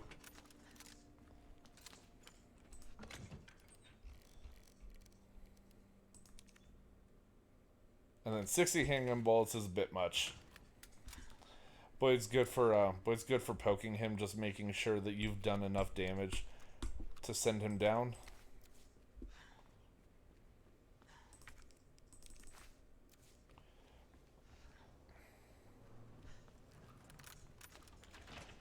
And then it's also good for getting through the wait period before the fight actually begins by shooting his hand as it comes down. Because like you can also do the same with the flamethrower, and honestly, that could be one of the good uses with having.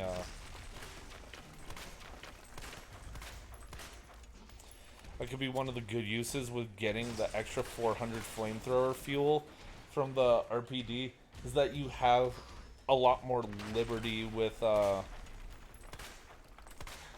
Is you have a lot more liberty in how you use. In how you use the flamethrower. So 7 and 7 plus the magnum bullets. Still alive?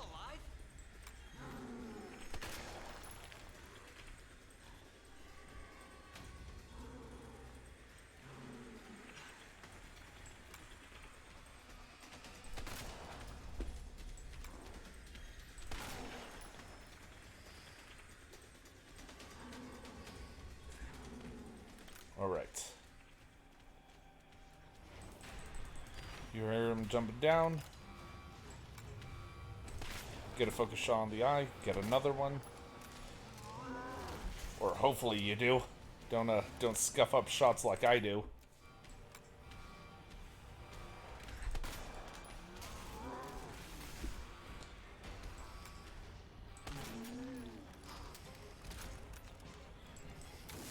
And then just light him up.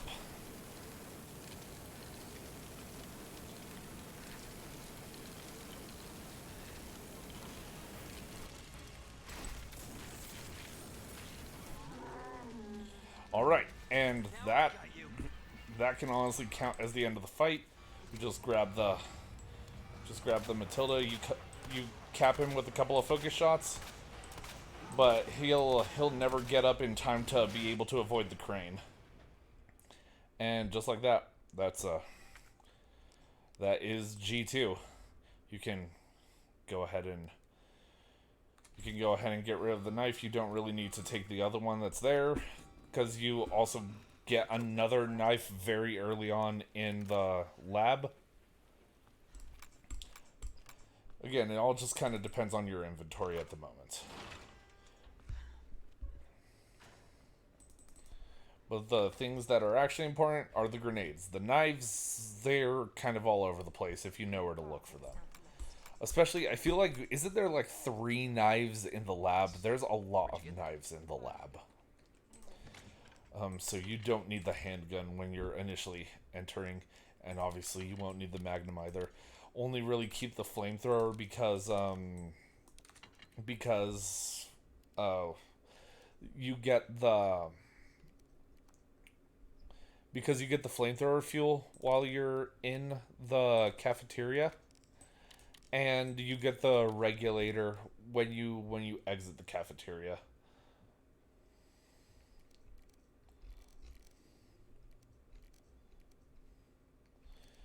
And this, yeah, this looks good. You can bring a healing item if you're really worried about the zombies in there. That's all up to you. That's your preference.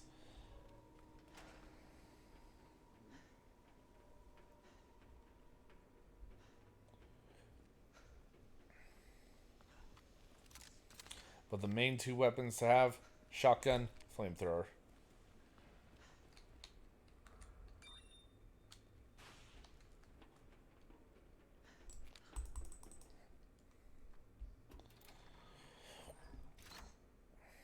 This may be a one-way ride, so be prepared.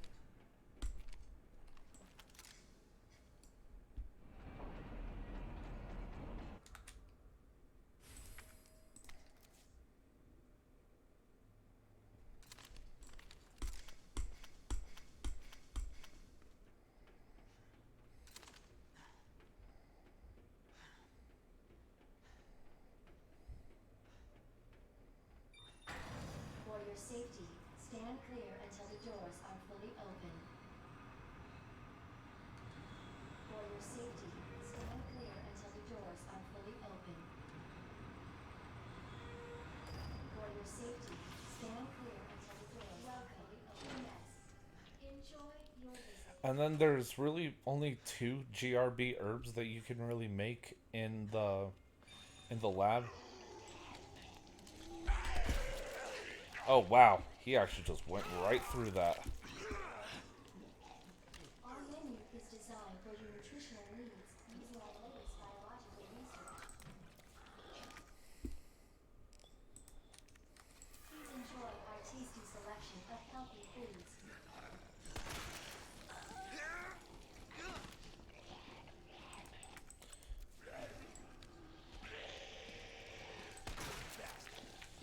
And that takes care of him. And this guy is on his way over. But we say no. And really, thinking about it, nine shotgun bullets, if you place them all correctly, that will deal with every last zombie that you would need to actually like concern yourself with that could get in the way before the super tyrant fight. Alright, have the shotgun ready just in case he's waiting for you. And then inspect where is he. And just do like so. Which is funny. I say that what you have right here would honestly be enough for all the zombies. Still grab the shotgun shells anyway. There's 7 extras, and you're more than likely going to end up using some in the G3 fight. And they're also good for stunning IVs.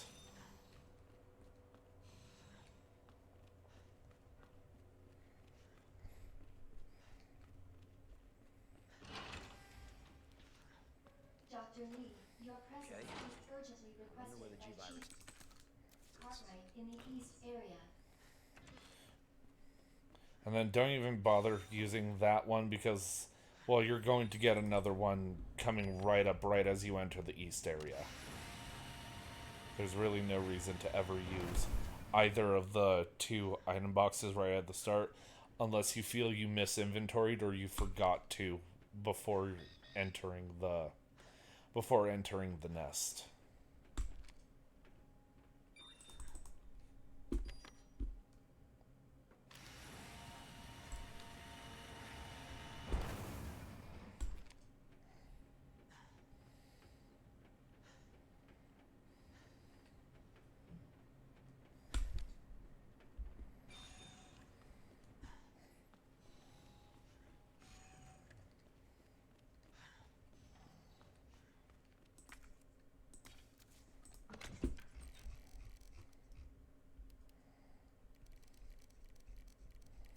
Alright, no other small gunpowders in there. Go ahead and leave the grenade.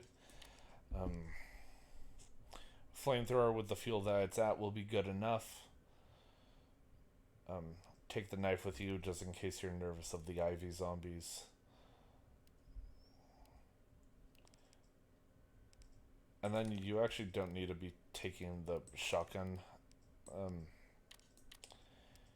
don't really need to be taking the shotgun shells with you, and just leave the big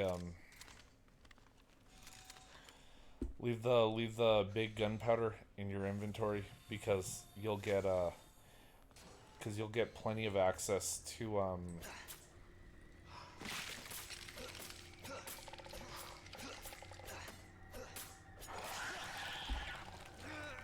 you'll get plenty of access to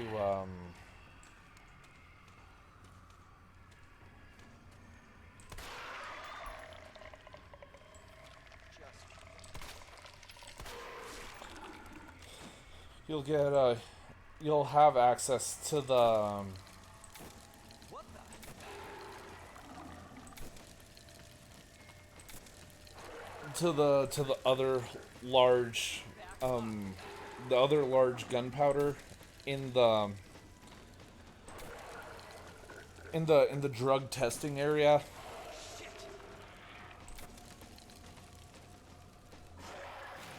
It really depends on how conservative you want to be with your flamethrower fuel, how much you end up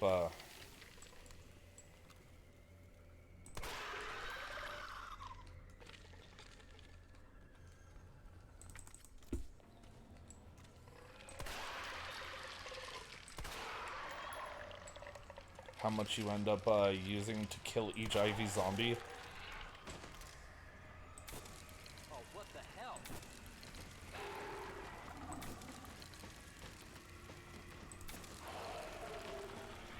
Damn it.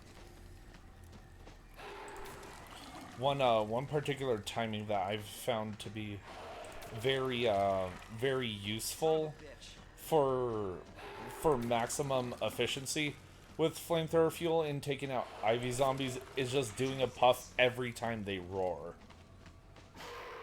Until obviously they go completely up in flames. Because now you can see I killed 2 Ivy zombies with less than 40 fuel or something in that relative range. So 3, 1, 2, 3, and 2067.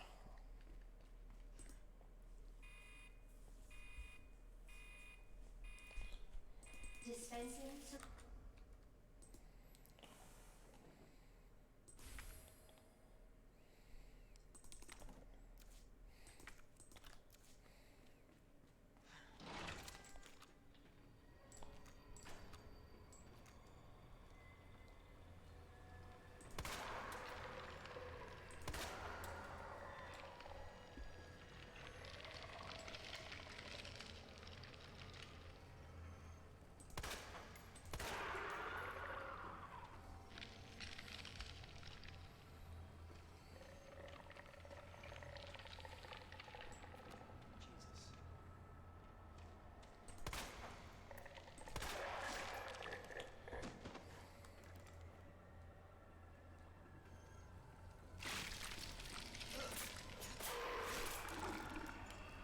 Alright, and this is why I like this particularly advantageous positioning, because it gives you a chance to try to light both of them on fire at the same time.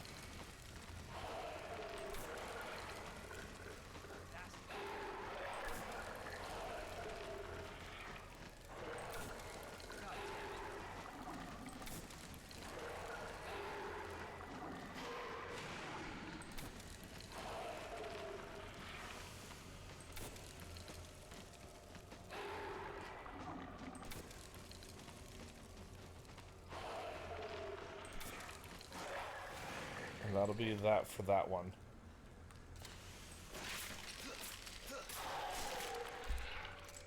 Yeah, this is one of the very useful things when it comes to the knife and understanding where the IVs are going to drop.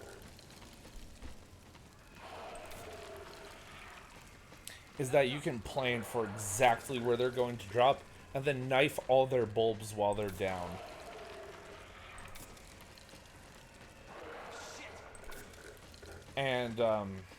And then obviously, one, that means you don't have to risk them grabbing you. But then two, you also don't have to, you don't have to risk them grabbing you, but you actually use significantly less flamethrower fuel if you take them down first and then use the and then use the flamethrower. And the same kind of applies to Claire, as I've noticed. Is the if you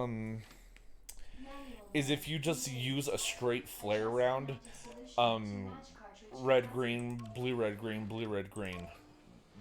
This puzzle has been overdone. But if you specifically space out knocking the IVs down and then using your particular type of flame ammo. For Claire, if you knock down the IVs with basically anything but the whatchamacallit, my mind is blanking on this.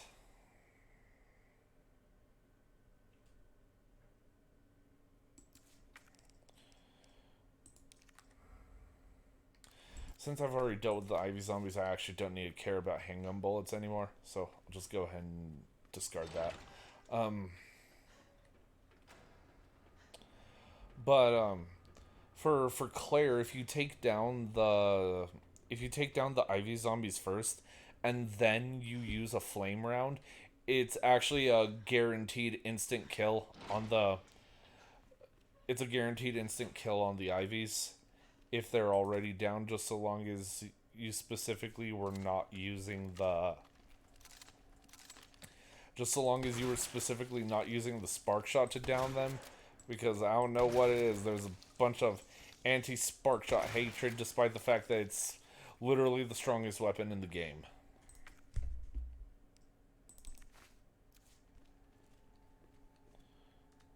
Alright, and I'll grab the shotgun shells on my way back. Keep your monitor pointed upwards. It basically just works the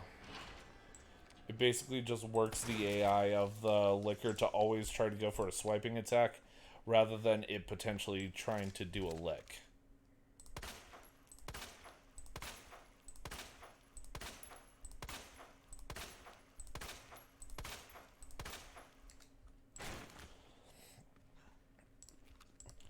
Obviously, we've been through this with a number of other zombies. The moment that he falls down is the moment that he's dead.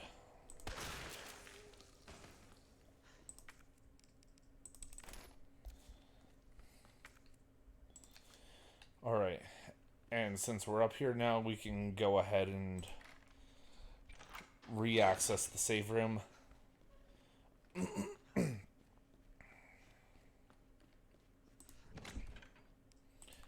Drop that, drop that, drop that. If you want to get in a fight with the lickers, you can leave these, and honestly the shotgun. You can just specifically bring the Magnum with you and the Magnum ammo, and if you have plenty of healing items at this point, just bring 2 first aid sprays, if I'm being entirely honest. Because they always like to do their little taunt whenever they hit you. And obviously that leaves them wide open to get plucked in the face by a freaking Magnum bullet.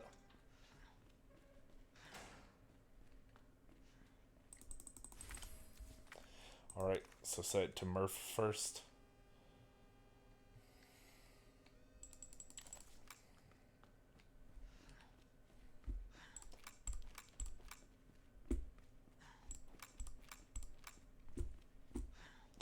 And the first one you can already get a pretty big heads up on it, because it will almost always, especially when you go back into the save room, it will almost always be right here.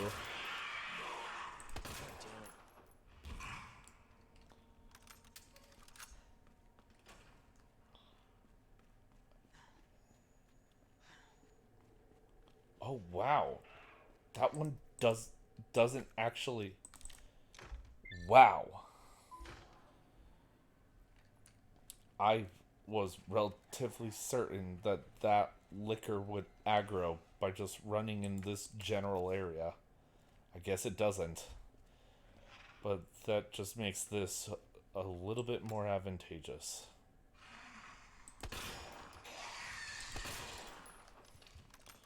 Two magnum bullets from the extended barrel. That's all you need.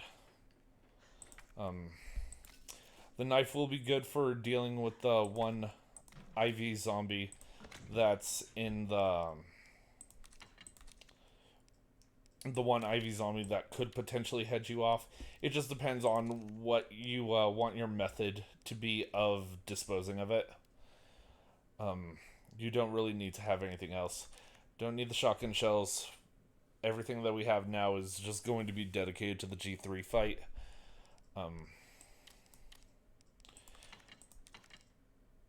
You can probably bring one with you if you're scared that you're going to get hit by Mr. X. All up to you. I have enough confidence that I move fast enough through that area that I don't have to worry about getting it given to me.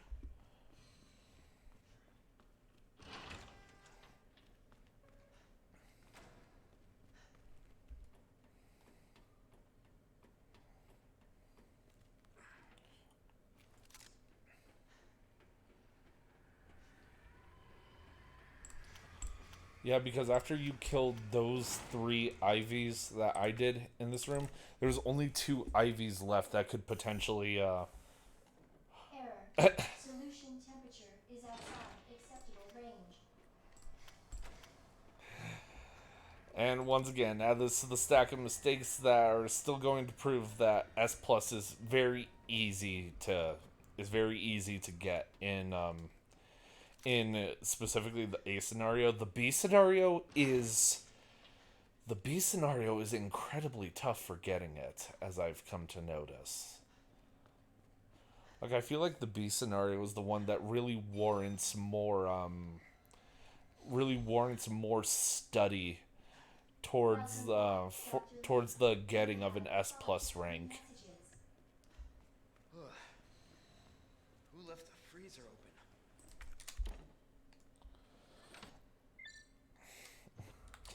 I find it funny because last time I played this game, I forgot to do this again. I forgot to do this too. Except I didn't insert the cartridge. I just suddenly realized, oh, wait a second, I haven't cooled it yet. Just got a little bit too into my head.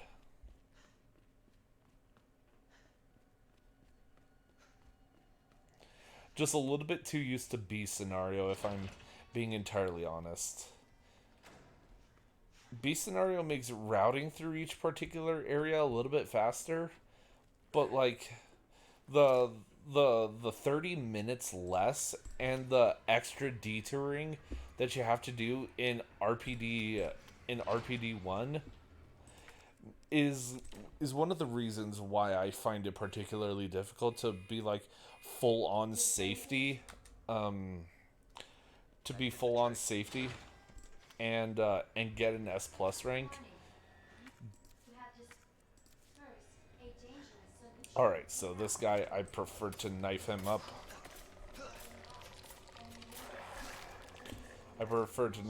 So he doesn't get back up and disrupt me. And then the other Ivy doesn't get up or move fast enough for you to head you off most of the time.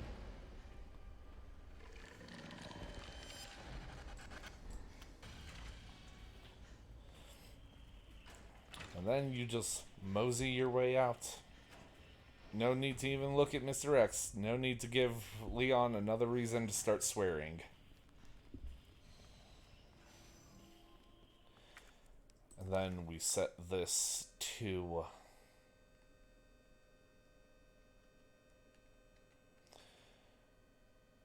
muff.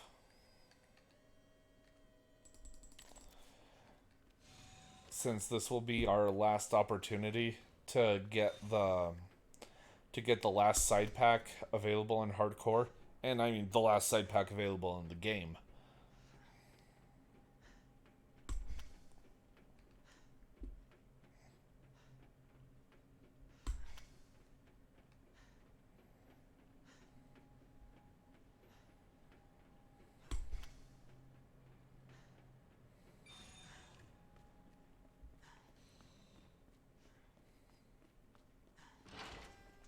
And since we killed all three of the main zombies in here, none of them will be in here to head us off, since the only zombie that's still alive in the cafeteria is the one who's too busy indulging in her meal. Too too busy eating the good stuff to really care that we literally just like ran on top of her.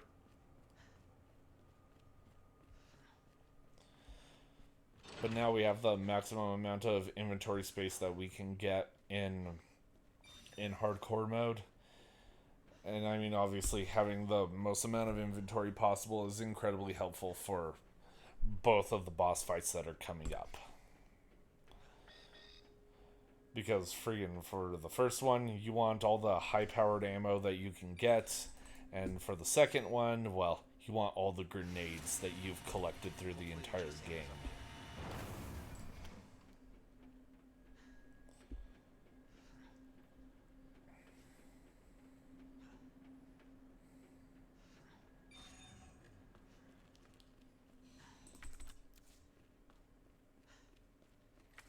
And then obviously set this to OSS.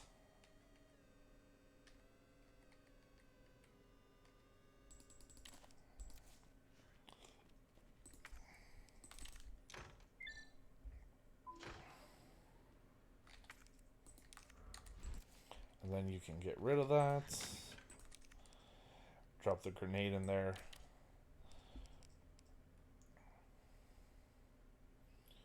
So I've actually developed a bit of a formula for dealing with G3. I used to actually go in with two defense items, so I didn't end up using a grenade during the fight. But now I feel like I only really need one. So you have all of this.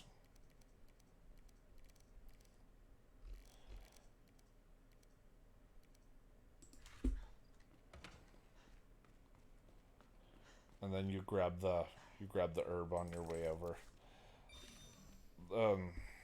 This herb will basically be saved for your final GRB herb that you can make on your way to the Super Tyrant fight during the self-destruct sequence.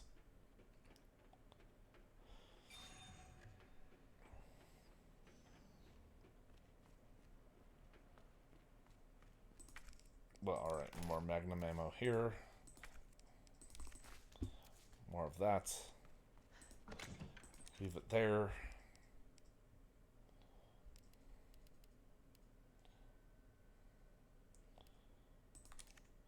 And like, really, you can honestly just get away with that if you really wanted to. But I'll just bring a full magazine just for the quote-unquote margin of error. And then other than that, well, look how much room you have for healing items. Bring 2 of those in with you if you're feeling up to it. But that's about it for what you need going into this fight. All right. Obviously have the shotgun ready, because the entire point of starting the fight is you started off by running behind William and popping the eye on his back, since that's always the hardest one to get for Leon. For Claire, you can kind of augment your way to make it easier, but for Leon, it really isn't.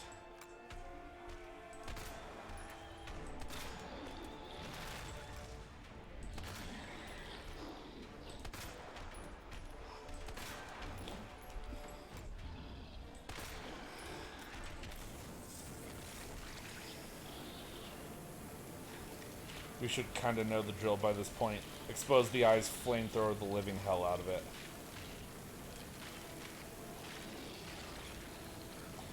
And then once he roars, that's the point when the eyeballs retreat. So if you ended up getting backed up as far as I did,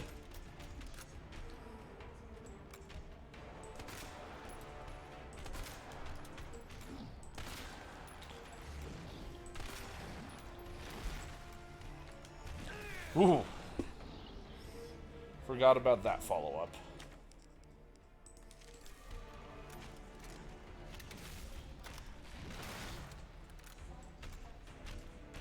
Ooh, alright. He offers his back right to us. We go ahead and take advantage of that and take out that eye. Or we hope to. And then we just light him back on fire. Just make G3 barbecue. But also get ready to switch back to your Magnum specifically for hardcore.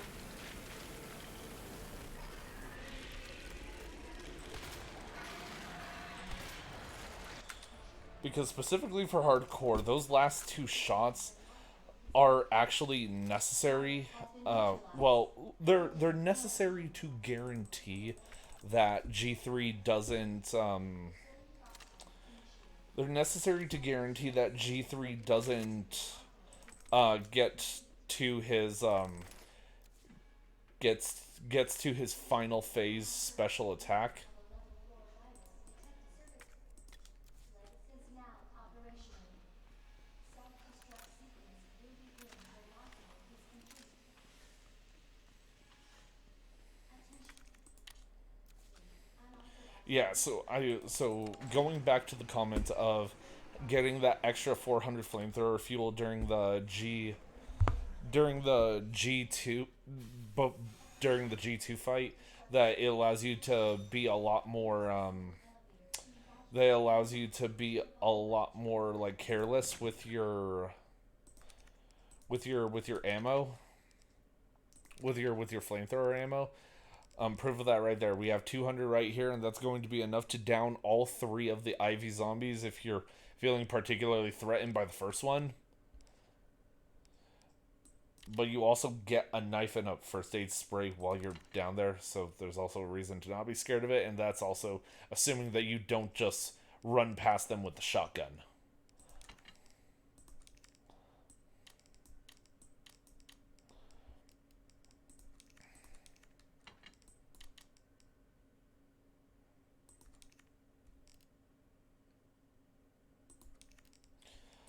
Keep that with me just in case. And then bring this with me because of the blue herb. Because of the green herb that's down there. Attention.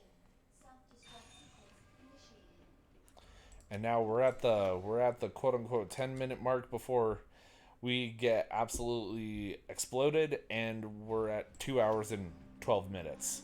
So literally you will die if you do not finish you will literally die before you will literally die from the countdown before before the time runs out to get an S plus. Unless you decide to just camp out in your inventory for too long, which I don't really see a reason why you would need to spend that much time in your inventory.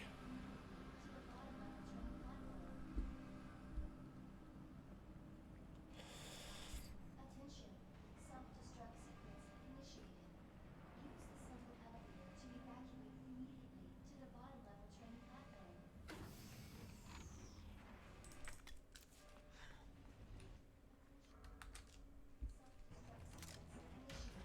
Self-destruct sequence initiated. 9 minutes until detonation.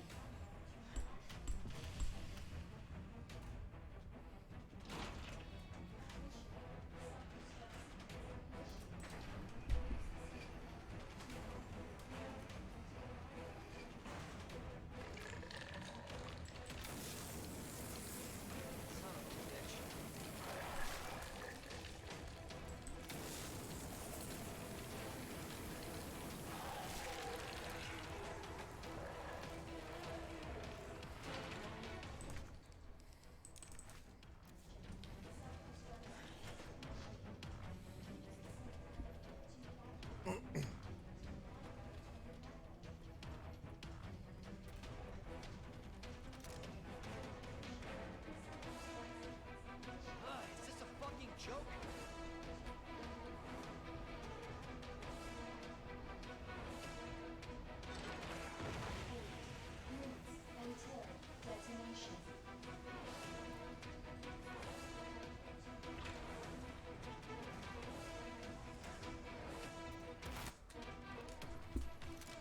And so, if you want to be playful, you can honestly bring the Magnum into this fight. It actually turns out that the flamethrower is probably the worst. Is actually probably the worst weapon that you can bring into this fight.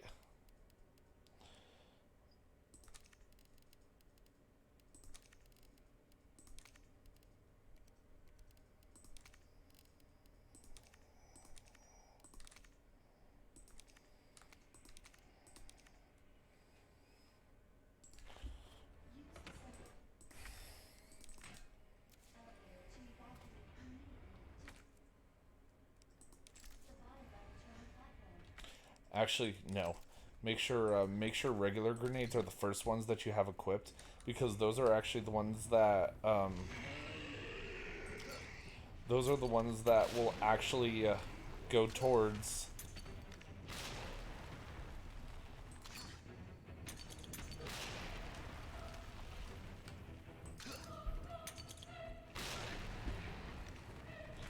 And then after throwing like 4 of them, dedicate to flashbang grenades and try to use them in such a way to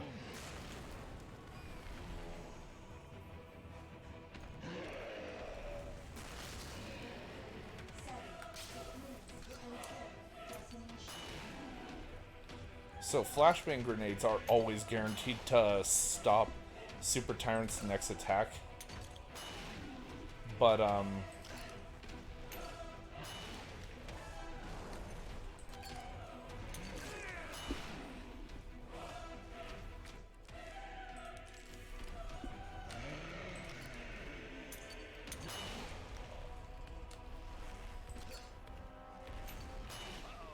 Not good.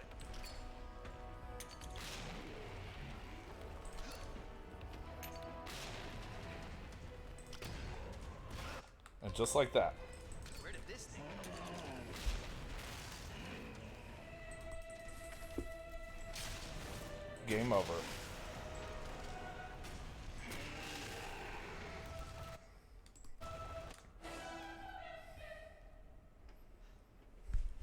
You have arrived at the bottom level. 6 And just like that. until detonation. Just like that. That was Leon A. Hardcore. No save. S plus. With 12 minutes and 50 seconds to spare. So, to anyone who enjoyed, consider subscribing. That would very much help the channel. I would be very appreciative of it. And whenever you're feeling like you're not wanting to get any notifications, there's no shame in retracting it. And otherwise, I will probably be well, now that I'm finally back to now that I finally got my new keyboard and my old keyboard is broken, kind of the reason why I disappeared for a week and a half. I'll be streaming a lot more regularly, and I will also be doing a collab tomorrow with the Silent One. I normally do collabs with her on playing Ark Survival Evolved, but tomorrow we're actually going to be collabing Hollow Break on its release day. So anyone who might end up hearing this and might be wanting to see that, who are Hololive fans, or maybe you're not even a Hololive fan, but you heard that HoloCure's dev is coming up with a new game that releases tomorrow. Who knows? We'll be there. We'll be streaming it. We'll have a lot of fun with it.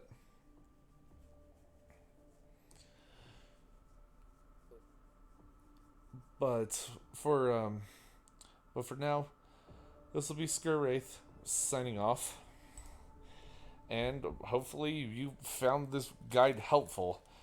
No damage tends to be, at least in my view, a little bit unrealistic, because like that requires the utmost preparedness and a little bit of luck too.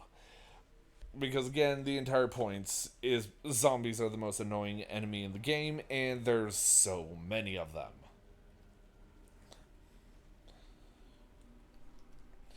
But yeah, this will be it for me. Thank you for watching, everyone.